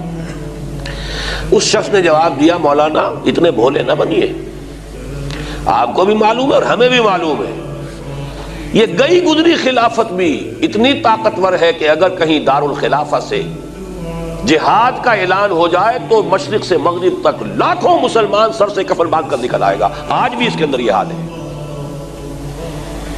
اسی لیے خلافت کی تنظیم سمبل ختم ہو گیا. یہ اس صدی کا بڑا عجیب واقعہ ہے. 1924 سے لے کر اب 94 آ رہا ہے، 70 برس ہونے کو ہے. نومینل خلافت کا بھی وجود پوری دنیا میں نہیں ہے. امت کی تاریخ میں اس سے پہلے یہ نہیں ہوا. بہرحال اب آگے چلیے. نور علی نور کے مصداق اس نوید جاں فضا جو ہے، اس کے اندر ایک ڈائمنشن کا اضافہ کر رہا ہوں. اب جب یہ خلافت قائم ہوگی تو یہ دنیا کے کسی خطے پر آکسس سے اٹلانٹک تک محدود نہیں ہوگی، عالمی ہوگی، گلوبل ہوگی، پورے عالم انسانیت پر محیط ہوگی، پورے کرۂ ارض پر قائم ہوگی. اور اس کے لیے جو میں دلائل دینا چاہتا ہوں، اگرچہ صراحت کے ساتھ پیشن گوئیاں حدیث نبوی میں ہیں، لیکن اس کا صغرا کبرا خود قرآن میں موجود ہے.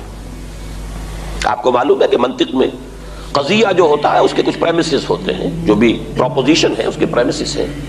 کانگریسی وزراء سے خطاب کرتے ہوئے میں آپ لوگوں کے سامنے ابو بکر اور عمر کی مثال پیش کرتا ہوں، فالو دیم.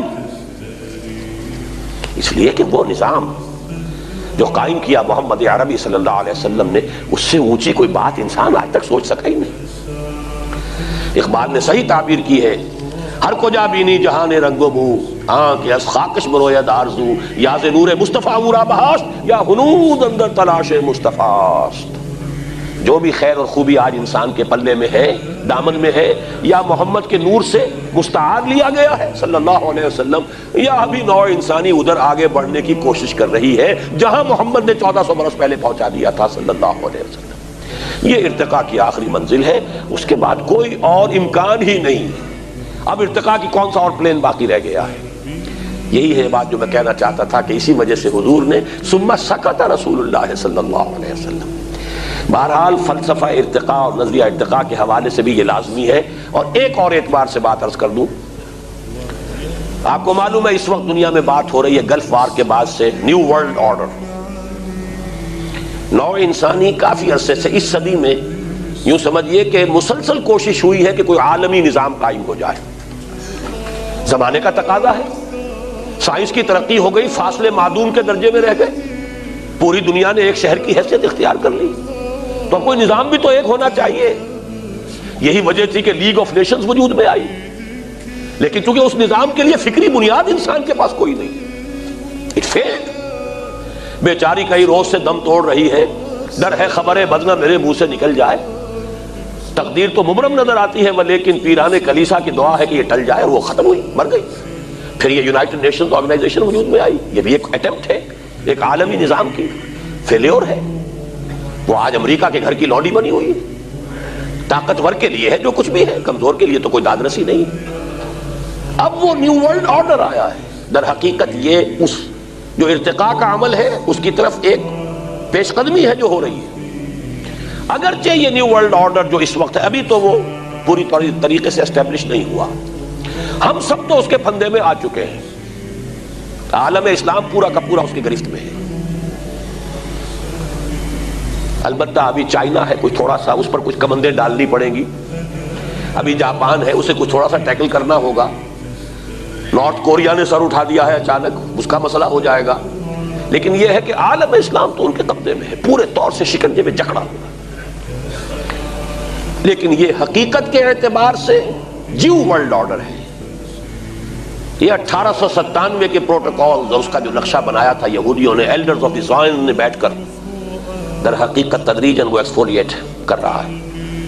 1919 اعلان بالفور، 1948 اسرائیل کا قیام، 1967 یہ رقبے قبضے میں لیے، اور آج کی خبر آپ نے پڑھ لی ہوگی کہ اسرائیل کی سپریم کورٹ نے فیصلہ دے دیا ہے، آخری verdict, Jerusalem is integral part of Israel.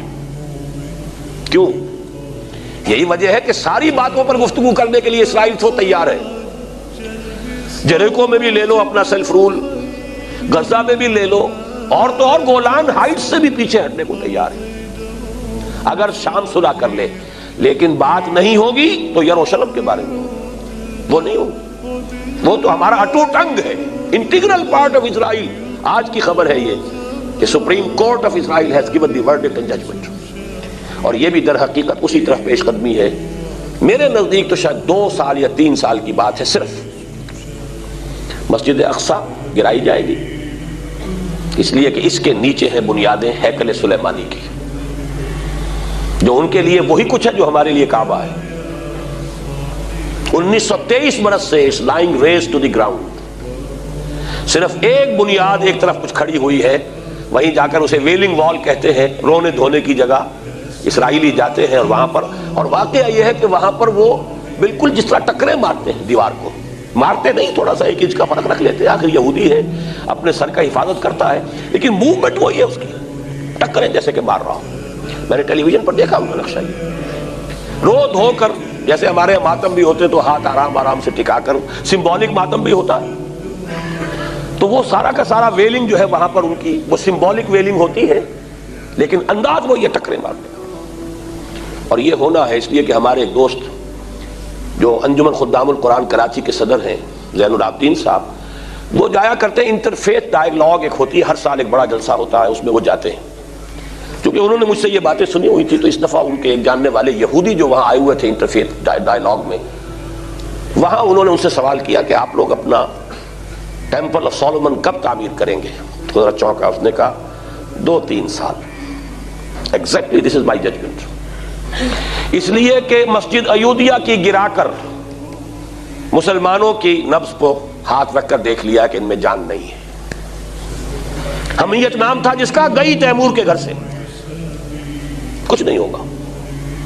عالم عرب کے کچھ جوشیلے نوجوان کھڑے ہوں گے، پروٹیسٹ کریں گے، انہیں بھولنے کے لیے اسرائیل کو گولیاں ضائع کرنے کی ضرورت نہیں ہے. وہ تو موجود ہے، حسنی مبارک ہے، شاہ فہد صاحب ہیں، اور جو بھی الجزائر کے، مراکو کے بادشاہ ہیں، وہ خود بھول دیں گے. اس لسٹ میں ایک اور کا اضافہ ہو گیا، وہ پی ایل او کے سردار جو ہیں یاسر عرفات ہیں، وہ بھولیں گے. اپنی گولیاں کیوں ضائع کریں؟ یہ سارا اس طرف جا رہا ہے معاملہ. لیکن میں اس وقت جو بات کہہ رہا تھا وہ یہ ہے، یہ نیو ورلڈ آرڈر جو جیو ورلڈ آرڈر ہے ایک دفعہ قائم ہوگا، لیکن جب قائم ہو جائے گا تو اب اس کو جسٹ ورلڈ آرڈر آف اسلام، اس میں بدلنا ایک قدم ہوگا. اس کو فرق کو یوں سمجھیے، اگر 100 آدمی آپ کے سامنے ہو اور 100 کو تبلیغ کر کے مسلمان بنانا ہے تو 100 اشخاص کی ہر ایک کی اپنی افتاد طبع اور ہے، ذہنی سطح اور ہے، اس سے گفتگو کا انداز اور ہوگا. You have to tackle each one separately. ہر ایک سے بات کرنی ہوگی، بحث و تمہیس ہوگی، اس کو تبلیغ کریں گے، اس کے اعتراضات کا جواب دیں گے. 100 گنا کام ہوا. اگر کسی طریقے سے ان سب کو ایک بنا دیا جائے تو کام 1/100 رہ گیا آپ کا. ایک کو کنورٹ کر لیجئے، 100 کنورٹ ہو گئے. جب ایک عالمی نظام ہوگا اس کے بعد تو ایک سٹیپ ہے اس کے شفٹ اوور کا. تو اس اعتبار سے بھی دنیا جدھر جا رہی ہے عالمی نظام کی طرف تو جا ہی رہی ہے. صرف یہی ہے نا محمد الرسول اللہ صلی اللہ علیہ وسلم کے دی ہوئی خبر کہ بالآخر وہ عالمی نظام اسلام کا ہوگا اور خلافت علی منہاج النبوہ کا ہوگا. اب میں اپنی آج کی گفتگو کے آخری نقطے پر آ گیا ہوں. یہ تو ہوگا، اور جو کچھ میں نے اب تک بیان کیا ہے نہایت خوش آئند. آپ سب کے دل باغ باغ ہو رہے ہوں گے کہ یہ کچھ ہونا ہے، دین کا غلبہ ہو جائے گا. لَيَسْتَخْلِفَنَّهُمْ فِي الْأَرْضِ وَلَيُمَكِّنَنَّ لَهُمْ دِينَهُمُ الَّذِي ارْتَضَىٰ لَهُمْ وَلَيُبَدِّلَنَّهُمْ مِن بَعْدِ خَوْفِهِمْ أَمْنًا. اور ہونا بھی ہے پھر پوری عالمی سطح پر. لیکن اس سے قبل کیا ہونا ہے یہ ایک دردناک بات ہے. ذرا اس کو اچھی طرح اب جگر تھام کے بیٹھو، میری باری آئی. یہ جو میں نے کہا کہ ہم 4.5 پر کھڑے ہوئے ہیں، 5واں مرحلہ ابھی ہاف دی سٹیج اوے ہے. اس میں جو کچھ ہونا ہے دیکھیے کیا گزرے ہیں قطرے پہ گوہر ہونے تک. اس کے جو مراحل ہیں اس کو اچھی طرح سن لیجئے. اور کچھ روز فضاؤں سے لہو برسے گا، اور غمناک یہ تاریک اندھیرے ہوں گے. یہ وہ چیزیں ہیں کہ جن کی خبریں دی ہے محمد الرسول اللہ صلی اللہ علیہ وسلم نے. پھر عرض کر رہا ہوں بدقسمتی ہماری یہ ہے احادیث کی طرف ہمارا رجحان ہے ہی نہیں. اور اس مرحلے پر میں عرض کر دوں علماء کا بھی نہیں ہے. یہ متعدد علماء نے مجھ سے باقاعدہ خود تسلیم کیا کہ یہ جو حدیث کی کتابوں کے آخر میں آتے، کتاب الفتن، کتاب الملاحم، کتاب و علامات الساعہ، یہ ہم پڑھتے ہی نہیں. ہمارا سارا زور جو ہے وہ تو کتاب الطہارہ اور کتاب الصلاۃ اور کتاب الزکوٰۃ عبادات پر ختم ہو جاتا ہے. ساری بحثیں ہیں تو اس کے بارے میں ہے، ساری جو بھی قیل و قال ہے تو اس کے بارے میں ہے، امام شافعی کا رد کرنا ہے تو اس کے بارے میں کرنا ہے، حدیث کا اور فقہ کی تطبیق کرنی ہے تو وہاں کرنی ہے. یہاں تک تو ہم پہنچتے ہی نہیں. متعدد علماء نے اعتراف کیا. تو بدقسمتی سے یہ چیزیں جو کتاب الفتن، کتاب الملاحم، کتاب علامات القیامہ، الملحمۃ العظمی، خروج دجال، قیادت مہدی، یہ ساری خبریں ہیں احادیث صحیحہ کے اندر، احادیث متواترہ کے اندر. لیکن ایک تو یہ کہ حضرت مسیح علیہ السلام کے نزول کی وہ غلام احمد قادیانی نے علیہ ما علیہ جو اس کی توجیہ کی ہے خود ہی بن کر بیٹھ گیا. وہ تو بات ہی ختم ہو گئی. پھر عام مسلمان بھی کہتے ہیں چھوڑو ان باتوں میں پڑھنے سے کیا ہے. واقعہ یہ ہے کہ یہ باتیں اہم تھی تو فرمائی محمد الرسول اللہ صلی اللہ علیہ وسلم نے. ان سے استغنا برتنا توہین ہے محمد الرسول اللہ صلی اللہ علیہ وسلم کی. اچھی طرح سمجھ لیجئے کہ یہ جو دن آ رہے ہیں جو نہایت سخت ہے، یہ جو امپیریلسٹ غلامی کا دور گزرا ہے اس کے مقابلے میں کہیں زیادہ سخت ہے. اس کی جو توجیہ میں کرنا چاہتا ہوں اس وقت، اگرچہ میری کتاب چھپ چکی ہے، اس سال جو میں نے عید الفطر کے موقع پر ایک جلسہ عام کی شکل اختیار کی تھی، 1.5 گھنٹے کی ایک تقریر کی تھی، وہ اسی موضوع پر تھی. پھر نوائے وقت میں وہ مضامین میں نے کچھ اور مضامین بھی بیچ میں آ جاتے تھے، لیکن کٹواں طور پر میں نے اپنی اس تقریر کا سارا مواد بھی جو ہفتے وار کالم جو چھپتا رہا جمعے کے روز اس میں مکمل کر دیا. اب وہ کتابی شکل میں آ چکا. سابقہ اور موجودہ امت مسلمہ، ان کا ماضی، حال اور مستقبل، اور مسلمانہ نے پاکستان کی خصوصی ذمہ داری. چونکہ یہ کتاب چھپ چکی ہے، مجھے تفصیل میں جانے کی ضرورت نہیں ہے، میں چند سیلینٹ فیچرز آپ کے سامنے رکھ رہا ہوں، اس لیے کہ مجھے پتا ہے کہ کتاب پڑھنا یہ کچھ ہماری عادت میں سے اب خارج ہو چکا ہے. یہ بات جو ہے بڑے پختہ ارادے کی اور عزیمت کی ضرورت ہوتی ہے، اس لیے میں جو حضرات نہیں بھی پڑھ سکیں گے کچھ نہ کچھ بات ان کے سامنے آ جائے. پہلے ایک جملے میں سمجھ لیجئے میری بات. جو یہ حالات آنے والے ہیں خلافت علی منہاج النبوہ کے عالمی سطح پر قیام سے قبل، ان کی اصل حقیقت کیا ہے؟ دو مسلمان امتوں کی سزاؤں کی آخری قسطیں ہیں کہ جو ابھی انہیں ملنے والی ہیں. ایک جملے کے اندر پوری بات ہے، لیکن اس کی تھوڑی سی شرح. پہلی بات تو یہ جانیے دو مسلمان امتیں ہیں کون سی. پہلے میں حوالہ دے چکا ہوں، لَيَسْتَخْلِفَنَّهُمْ فِي الْأَرْضِ كَمَا اسْتَخْلَفَ الَّذِينَ مِن قَبْلِهِمْ. پہلے بھی ایک امت تھی نا. ہمارے عام مسلمان تو سمجھتے ہیں ہم ہی ہمیں اور کوئی تھا ہی نہیں. غالب کا بڑا پیارا شعر ہے، ریختہ کے ایک تم ہی استاد نہیں ہو غالب، سنتے ہیں اگلے زمانے میں کوئی میر بھی تھا. بالکل وہی بات ہے. دیکھیے میرے مفہوم کو غلط نہ سمجھیے گا خدا کے لیے، ورنہ میرے خلافت میں آنے شروع ہو جائیں گے. بات سمجھ لیجئے. بعض اعتبارات سے سابقہ امت مسلمہ ہم سے کئی درجہ افضل تھی. بعض اعتبارات سے فضیلت مطلقہ اس امت کو حاصل ہے. جیسے قرآن نے کہا تلک الرسل فضلنا بعضهم علی بعض. جزوی فضیلت کسی اور نبی کو حضور پر کسی پہلو سے ہو سکتی ہے، لیکن کلی اور مطلق فضیلت محمد رسول اللہ کی صلی اللہ علیہ وسلم. اسی اعتبار سے عرض کر رہا ہوں وہ سابقہ امت مسلمہ کون سی ہے جس کے بارے میں دو جگہ الفاظ آئے قرآن میں، یا بنی اسرائیل اذکروا نعمتی التی انعمت علیکم وانی فضلتکم علی العالمین. الفاظ کی ذرا گمبھیرتا تو دیکھیے. اے بنی اسرائیل یاد کرو میرے انعام و اکرام کو جو تم پر ہوا، میں نے تو تمہیں تمام جہان والوں پر فضیلت دی. ہمارے لیے بھی الفاظ آئے ہیں کنتم خیر امت وکذالک جعلناکم امۃ وسطا.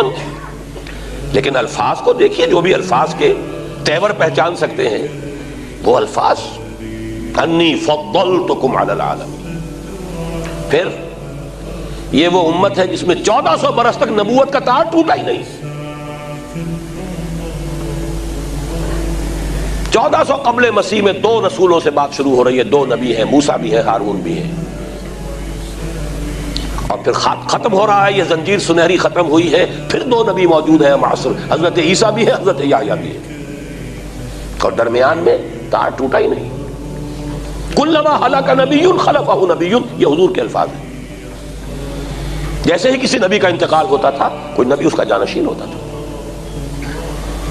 یہ فضیلت ہے اس امت کی.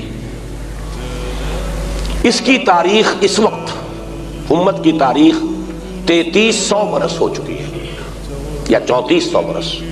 1400 قبل مسیح میں تورات ملی تھی. بنی اسرائیل پہلے بھی تھے.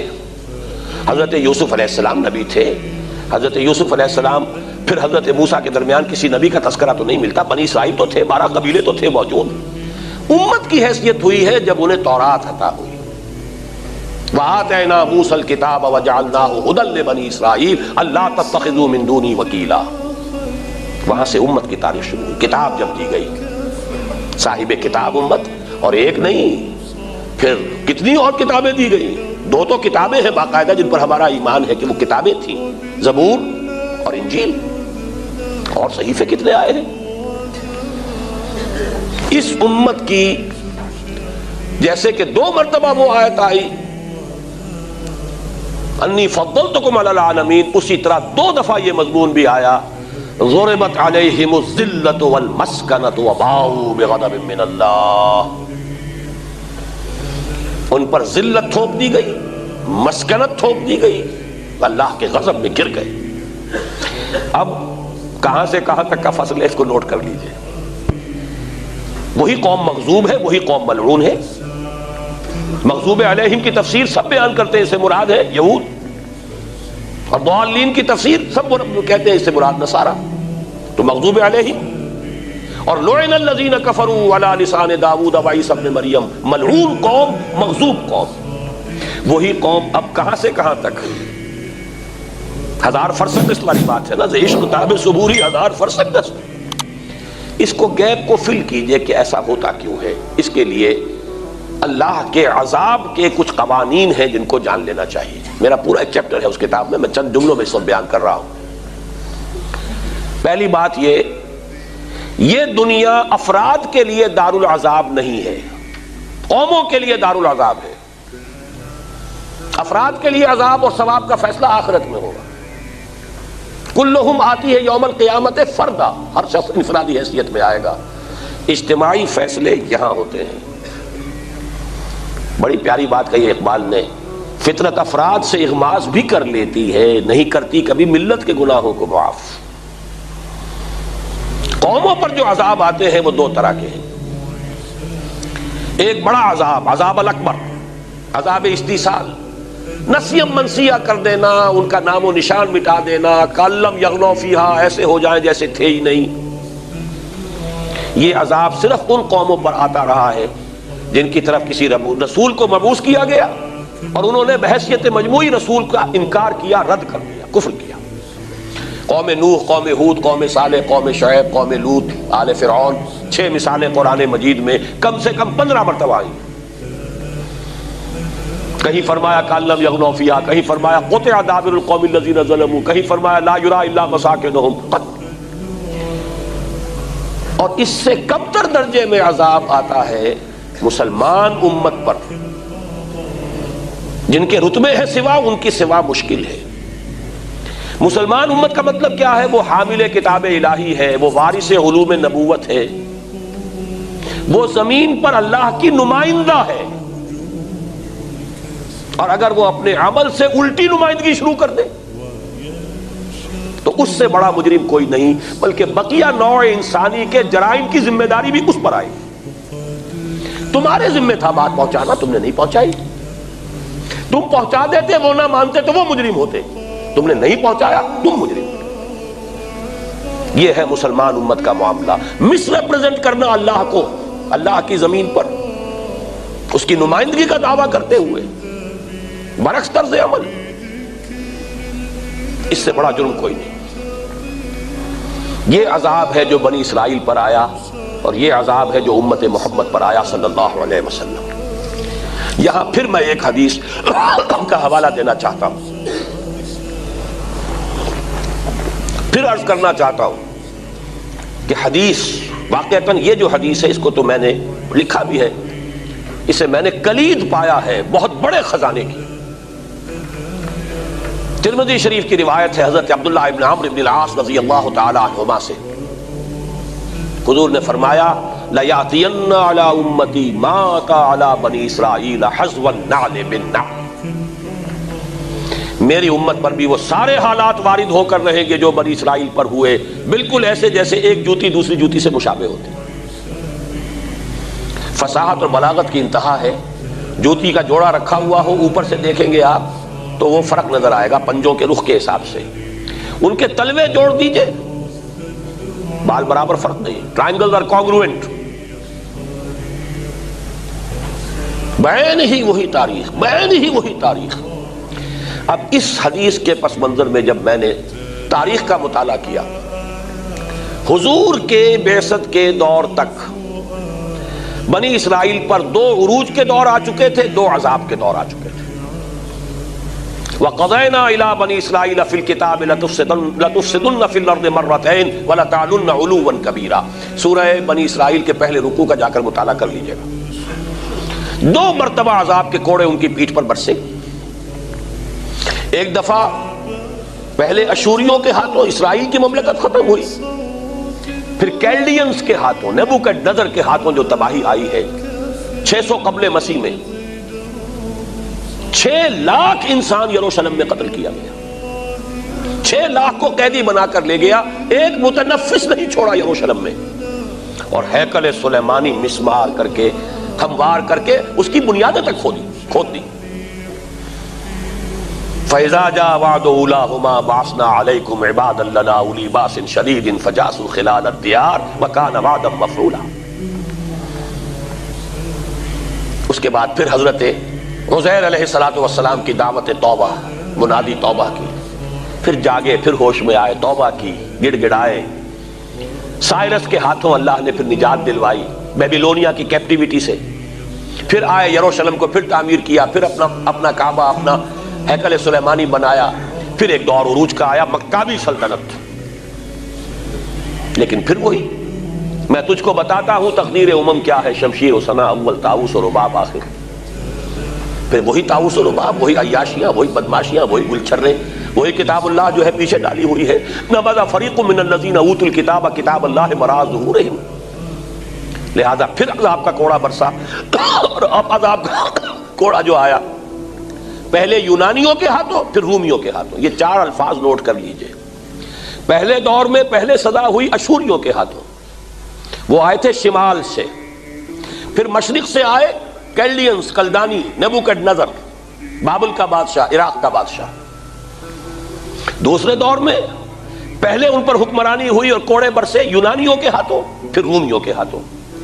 سن 70 عیسوی میں ٹائٹس نے جو حملہ کیا ہے، 1,33,000، ذرا اندازہ کیجئے نیبوکڈ نظر کے زمانے میں 12 لاکھ آبادی تھی یروشلم کی. کتنا بڑا شہر ہوا. اس دور میں 70 عیسوی میں 1,33,000 یہودی ایک دن میں قتل کیا اس نے. پھر ہیکل کو مسمار کیا، اور یہودیوں کو جو وہاں سے نکالا ہے تو آج تک وہ ڈائسپورا میں تھے. اس صدی میں آ کر انہیں گھر ملا ہے. اور یروشلم میں داخل ہونے کی بھی انہیں اگر کہیں اجازت ملی ہے تو حضرت عمر رضی اللہ تعالی عنہ کے ہاتھوں جب بیت المقدس فتح ہوا، انہوں نے اسے اوپن سٹی قرار دیا، ورنہ پورے 550 برس تک کوئی یہودی اپنے مقدس شہر میں داخل نہیں ہو سکا. یہ تاریخ تو ہے اس وقت تک کی جب کہ حضور کی بعثت ہوئی ہے. اس میں ایک بات اور نوٹ کر لیجئے، یہ قوم چونکہ حضرت مسیح علیہ السلام تعین کے ساتھ ان کی طرف رسول بنا کر بھیجے گئے، رسولا الی بنی اسرائیل، سورہ آل عمران کے الفاظ ہیں، انہوں نے رد کر دیا. اپنے طور پر تو سولی پر چڑھا کر دم لیا، یہ دوسری بات ہے. اللہ نے جو کچھ کیا وہ دوسرا معاملہ، اللہ کا معاملہ زندہ آسمان پر اٹھایا. انہوں نے تو اپنے بس پڑتے سولی پر چڑھایا. لہذا اس دن سے یہ عذاب استیصال، عذاب اکبر کی مستحق ہو چکی ہے. اس کو بھی اپنے ذہن میں، وہ جو عذاب اکبر، جس قوم کی طرف رسول بھیجا جائے رسول کو رد کر دے بحیثیت مجموعی، تو عذاب استیصال، عذاب اکبر آتا ہے. وما كنا معذبین حتی نبعث رسولا، یہ سورہ بنی اسرائیل ہی کے دوسرے رکوع میں آیت موجود ہے. لیکن یہ کہ ایک خاص سبب ہے جس کی وجہ سے اسے کنڈیمڈ تو تھی، لیکن اس کا ابھی ایگزیکیوشن نہیں ہوا ہے، ابھی تک نہیں ہوا ہے. البتہ قرآن نے حضور صلی اللہ علیہ وسلم کی بعثت کی شکل میں ایک لفظ استعمال کر رہا ہوں، مرسی اپیل. مرسی اپیل کا ایک موقع دیا اس قوم کو. عسیٰ ربکم ان یرحمکم وان عدتم عدنا وجعلنا جہنم للکافرین حصیرا ان ھذا القرآن یہدی للتی ہی اقوم ویبشر المؤمنین الذین یعملون الصالحات ان لهم اجرا کبیرا.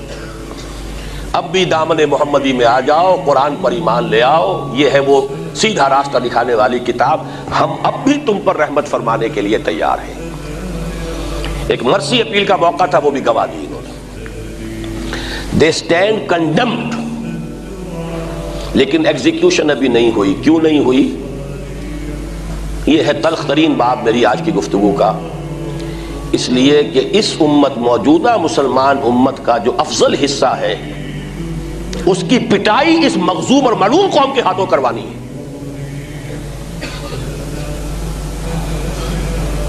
بہرحال اس کو پہلے اس امت کا بھی دور سمجھ لیجئے. 4 دور اس پر بھی بعین ہی وہی آ چکے ہیں جو کہ تاریخ بنی اسرائیل کے حوالے سے میں نے بیان کیے. پہلا دور عروج، عربوں کی زیر قیادت، اسی میں ہماری خلافت راشدہ بھی ہے. اس کے بعد بھی وہ خلافت راشدہ نہیں رہی، مسلمانوں کی حکومت تو رہی نا. پھر عذاب آیا، دیکھیے ایگزیکٹ کاربن کاپی.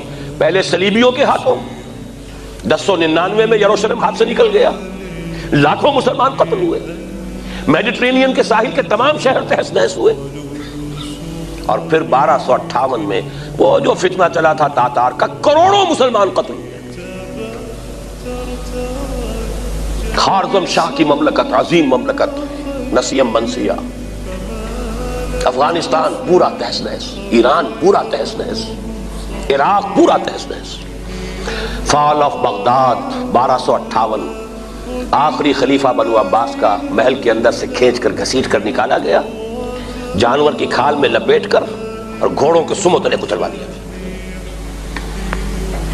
سعدی نے مرثیہ کہا، آسماں را حق بود گر خوب بارت برزمی، بر زوال ملک مستعصم امیر المومنین۔ کاربن کاپی دکھا رہا ہوں آپ کو، وہاں اشوری پہلے آئے تھے شمال سے، یہاں صلیبی آئے پہلے یورپ سے، شمال سے۔ وہاں کیلڈینز آئے تھے مشرق سے، یہاں تاتاری آئے مشرق سے۔ وہاں لاکھوں میں قتل ہوئے، یہاں کروڑوں میں قتل ہوئے۔ کیوں؟ اس امت کی وسعت، ریشو پروپورشن رکھیں گے بات وہیں پہنچ جائے گی۔ پھر ہمارا عروج ہوا ہے آیا فتنہ تاتار کے افسانے سے، پاسباں مل گئے کعبے کو صنم خانے سے۔ وہی ہورس، دی ٹرک ہورس، نوٹ کر لیجئے، یہ تفصیل سے میری کتاب میں مضامین موجود ہیں، لیجئے پڑھیے سمجھیے، آگے پھیلائیے۔ خدا کے لیے ان حقائق کا شعور اور ادراک ہونا چاہیے، ذہن میں نقشے بن جانے چاہیے۔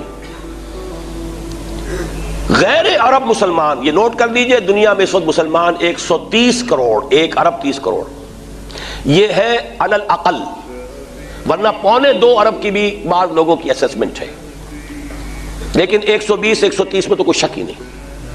ان میں عرب ہے میکسیمم 20 کروڑ یا 25 کروڑ، 1 ارب نان عرب ہے۔ ان میں سے 40 کروڑ اس ساؤتھ ایشیا میں، بر عظیم پاک و ہند میں رہتے ہیں، جن میں سے 10 کروڑ ہم ہیں مسلمان پاکستان، 10-11 کروڑ، اس سے کچھ زائد ہوں گے یا اتنے ہی ہوں گے بنگلہ دیش میں، اور بھارت میں کم سے کم 18 کروڑ مسلمان ہیں۔ اتنی بڑی طاقت ہے۔ کلچرل بھی 2 ہی مرکز اس عالم اسلام میں قائم ہوئے تھے، عربوں کے لیے کلچرل مرکز مصر، اور عجمی مسلمانوں کا بر صغیر، بر عظیم کہنا چاہیے۔ 400 سال سے سارے مجددین یہاں، 1000 برس تک سارے مجددین عالم عرب میں، 400 برس سے یہاں۔ یہ میں تفصیل سے لکھ چکا ہوں دوسری کتاب میں، استحکام پاکستان نامی کتاب میں۔ یہاں تحریک چلی، اس کا خلاصہ جو ہے وہ اب پاکستان میں ہے۔ پاکستان کے بارے میں میری کیفیت یہ ہے کہ گو مگو میں ہوں میں۔ ایک اعتبار سے عربوں کے بعد پوری مسلم امت میں سب سے بڑے مجرم ہم ہیں، ان کے بعد فضل بھی تو سب سے بڑھ کر ہم پر ہوا۔ مجدد الفسانی، شاہ ولی اللہ، شیخ عبدالحق محدث دہلوی، سید احمد بریلوی، ان کی تحریک، علامہ اقبال، شیخ الہند، مولانا مودودی، مولانا الیاس، ان کے پائے کی کوئی شخصیت عالم اسلام نے پیدا نہیں کی اس پورے 400 برس کے اندر۔ پھر ایک ہی ملک ہے کہ جو اس دور میں صرف اسلام کے نام پر بنا، وہ پاکستان ہے۔ پاکستان کا مطلب کیا؟ لا الہ الا اللہ، جس کا قیام معجزہ ہے۔ چند مہینے پہلے گاندھی کہہ رہا تھا کہ پاکستان صرف میری لاش پر بن سکتا ہے، پھر وہی گاندھی ہے جسے تسلیم کرنا پڑا پاکستان کو۔ بہرحال یہ ساری چیزیں وہ ہیں جو میں لکھ چکا ہوں۔ یہاں کے بارے میں میں کچھ نہیں کہہ سکتا۔ انگریزی محاورہ ہے hope for the best and be prepared for the worst. ایک بات میں یقین سے جانتا ہوں، خلافت کا اصل احیاء یہاں سے شروع ہوگا۔ یہ خطہ ارضی جو ہم پاکستان کے نام سے جانتے ہیں، ملحق سرزمین جو حضور کے زمانے میں خراسان کہلاتی تھی، آج افغانستان ہے، یہ تو میں یقین کے ساتھ جانتا ہوں۔ اس کی جو حدیث میں خبریں وہ بھی میں ابھی آپ کو سنا دوں گا، لیکن ابھی میں نے اس کا جو تاریخی پس منظر ہے، 400 برس کے مجددین، اسلام کے نام پر وجود میں آنے والا واحد ملک پوری دنیا میں، واحد ملک جس میں قرارداد مقاصد پاس ہوئی ہے، اور ایک 10 کروڑ عوام کی نمائندہ اسمبلی نے کہا ہے ہم حاکمیت سے دستبردار ہوتے ہیں اللہ کی خدمت میں، ہم حاکمیت کے مدعی نہیں ہیں، حاکم اللہ ہے، ہمارے پاس جو بھی اختیارات ہیں وہ ایک امانت ہے، سیکریٹ ٹرسٹ، اور یہ انہی حدود کے اندر استعمال ہوں گے جو اصل حاکم نے مقرر کر دیے۔ اور کہیں دنیا میں نہیں. زیادہ سے زیادہ لکھا ہوتا ہے اس ریاست کا آفیشل مذہب فلاں ہوگا، اسلام ہوگا، کرسچینٹی ہوگا. یہ بڑے محدود الفاظ ہیں، کہاں قرارداد مقاصد. اس اعتبار سے میں کہہ رہا ہوں ہوگا تو یہاں سے، لیکن in one of the three forms. Hope for the best تو یہ ہے اللہ ہمیں توفیق دے دے بغیر کسی مزید عذاب اور سزا کے، کسی اور کوڑے کے، ہم تائب ہو جائیں اور اتنی معتدب تعداد میں تائب ہو جائیں کہ جمع ہو کر یہاں پر انقلاب برپا کر دیں اور اسلامی نظام قائم کر دیں، نظام خلافت قائم کر دیں. 2-4 کی توبہ نہیں، اتنی ہو ضرور، اتنے لوگ تائب ہو جائیں کہ مل جل کر بنیان مرصوص بن کر اور اللہ کے دین کو یہاں پر قائم کر کے نظام خلافت برپا کر دیں، خلافت علی منہاج النبوہ. اس کے لیے دعا کی جا سکتی ہے، اس کے لیے ہر شخص کمر ہمت کر سکتا ہے. افراد ہی سے ہوگا نا، افراد سے، افراد کے ہاتھوں میں ہے اقوام کی تقدیر. ہر فرد ہے ملت کے مقدر کا ستارہ. اس سے کم تر یہ تو ہے ہوپ فار دی بیسٹ. اس کی ایک ہی مثال تاریخ میں پہلے ہے. ہم جس عذاب کے مستحق ہو چکے ہیں، نوٹ کر لیجئے، اللہ نے پہلے ہمیں 25 برس کی مہلت دی. قمری 25 ہو چکے تھے جبکہ 24 برس ہوئے تھے انگریزی حساب سے، جبکہ ہمارے عذاب کا کوڑا پڑا ہماری پیٹھ پر.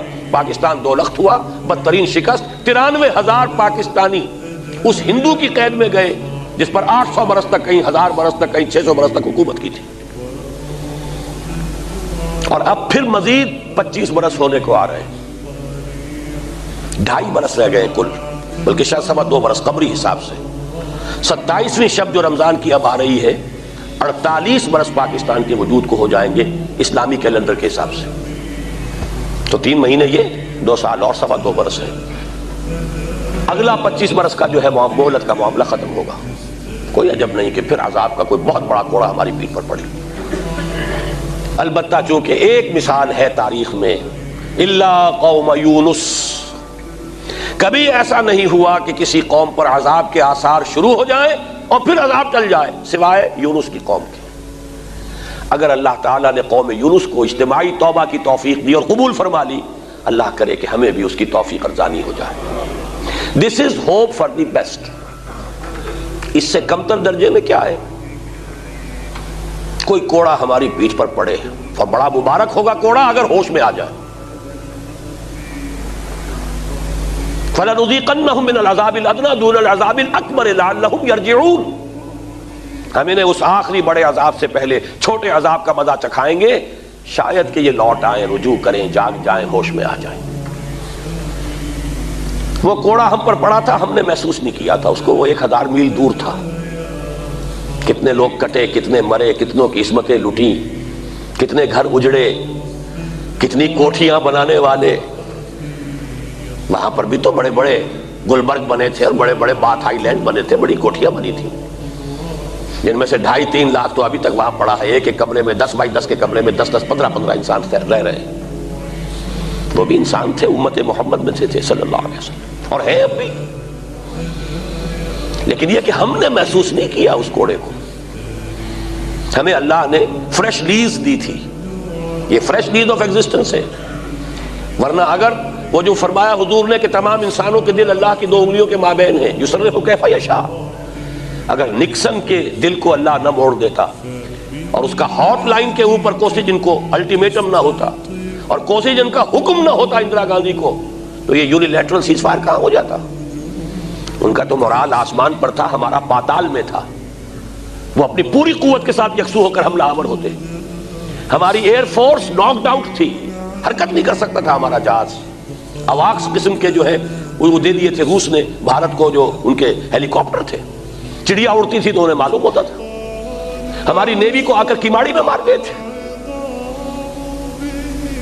اور ہماری جو لینڈ ڈیفنسز ہیں ٹوٹ چکے تھے، سوائے ایک یہ سلیمان کی ہیڈ ورکس کے. شکر گڑھ کا ہمارا باز ٹوٹ چکا تھا، راجستھان کا ٹوٹ چکا تھا کیا ہم؟ میکسیمم 6 دن کی مار تھا یہ ویسٹ پاکستان بھارت کے لیے اس وقت. اللہ نے ہمیں ایک فریش لیز آف ایگزسٹنس دیا ہے، کاش کہ ہمیں اس کی قدر ہو، لیکن ہوئی نہیں ہے. تو یہ بھی درمیانی درجے کی بات ہے. کوئی کوڑا ہماری پیٹھ پر پڑے، پھر ہم جاگ جائیں، ہوش میں آ جائیں، توبہ کر لیں، رجوع کریں. آخری بات یہ ہے، بڑے بھاری دل کے ساتھ کہہ رہا ہوں، لیکن میں اپنے ساتھ اور آپ کے ساتھ دیانت کا حق ادا نہیں کروں گا اگر وہ بات نہ کہہ دوں۔ اس کا بھی امکان ہے کہ ہندو، بھارت کا ہندو ملیٹنٹ ریوائولزم جس شد و مت سے وہاں ہو رہا ہے، ایودھیا کی مسجد کو گرانے کے لیے 3 لاکھ کارکن پہنچا ہے۔ ان کے ڈسپلن کا تصور کیجئے کہ ہندوستان کے کونے کونے سے لوگ پہنچے ہیں، کہیں کسی مسلمان کا بال بھی بیکا نہیں ہوا۔ یہ ڈسپلن ہے، ورنہ جاتے ہوئے جوش میں موبز ہیں، کسی کو مار دیا، کسی کو کچھ اور کر دیا، کچھ نہیں، بالکل ایبسولوٹلی پیسفل، ڈسپلنڈ۔ ایک ہی مقصد تھا، مسجد گرانا ہے، گرائی اور واپس آ گئے۔ فسادات تو بعد میں ہوئے جب مسلمان کھڑے ہوئے پروٹیسٹ میں، اس وقت تک کوئی فساد نہیں، کسی مسلمان کی نکسیر تک نہیں پھوٹی۔ ڈسپلن کا یہ عالم ہے۔ میں تو سال ہر سال سے بتا رہا ہوں، میں کم سے کم 5-6 سال ہو گئے جب کتاب پڑھی تھی، برادرہڈ ان سیفرن، RSS کے بارے میں شکاگو میں چھپی تھی یہ کتاب 10 سال پہلے، اور انہوں نے اس وقت لکھا تھا آتھرز نے کہ 2.5 ملین 25 لاکھ ان کا ٹرینڈ کارڈر موجود ہے۔ ان سب کا مقصد ہے ہندوستان سے اسلام اور مسلمان کا خاتمہ۔ اور حال ہی میں دیورس جو ان کا تیسرا گرو ہے، ان کے ہر 5 سال بعد انتخاب نہیں ہوتا، گرو لائف لانگ گرو، اور ایک گرو نیکسٹ گرو کو خود منتخب کرتا ہے، نامینیٹ کرتا ہے، اپنے پاس رکھتا ہے، ٹرین کرتا ہے، اس کی موت کے بعد وہ ٹیک اوور کرتا ہے۔ 70 برس میں یہ تیسرا گرو ہے دیورس، اور اس نے سرکولر بھیجا ہے تمام ہندو سماجی، علمی اور غیر سیاسی تمام تنظیموں کو، اب وقت آ گیا ہے کہ ہم ہندوستان کی پوتر زمین کو مسلمانوں کی نجاست سے پاک کر دیں۔ اور میں آپ کو یقین دلاتا ہوں کہ اگر کچھ رد عمل ہوگا تو شاید پاکستان اور بنگلہ دیش میں ہو جائے، جن کی ہمیں چندنا پرواہ کرنے کی ضرورت نہیں۔ باقی پورے عالم اسلام میں کہیں کوئی رد عمل نہیں ہوگا۔ He says I guarantee it۔ اور گارنٹی کیوں کر رہا ہے؟ ایودھیا مسجد پر کوئی رد عمل ہوا کہیں؟ کسی ملک نے یہ تک نہیں کہا کہ مسجد دوبارہ بنا دو ورنہ ہم تمہارے ساتھ تجارتی تعلقات منقطع کر لیں گے۔ سفارتی تو اور بہت دور کی بات ہے، جنگ کا الٹیمیٹم تو بہت دور کی بات ہے، تجارتی تعلق منقطع کرنے کی بھی کسی نے دھمکی نہیں دی، ورنہ سعودی عرب اور امارات جو ہے اگر صرف اس کی دھمکی دے دیتے ہوش ٹھکانے آ جاتی۔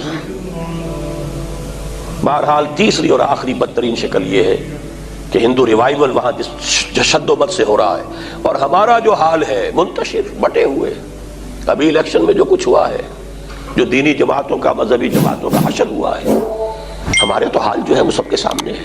کوئی پتہ نہیں کہ حیا فتنہ تاتار کے افسانے سے history might repeat it self, ہمارا تہس نہس کر کے، لیکن پھر اللہ تعالیٰ ان کو توفیق دے دے اسلام کی۔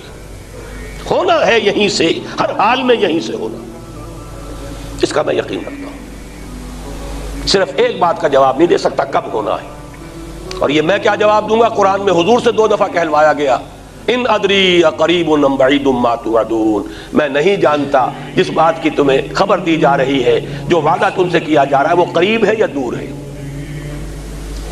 وَإِنْ أَدْرِي أَقَرِيبٌ مَا تُوعَدُونَ أَمْ يَجْعَلُ لَهُ رَبِّي أَمَدًا۔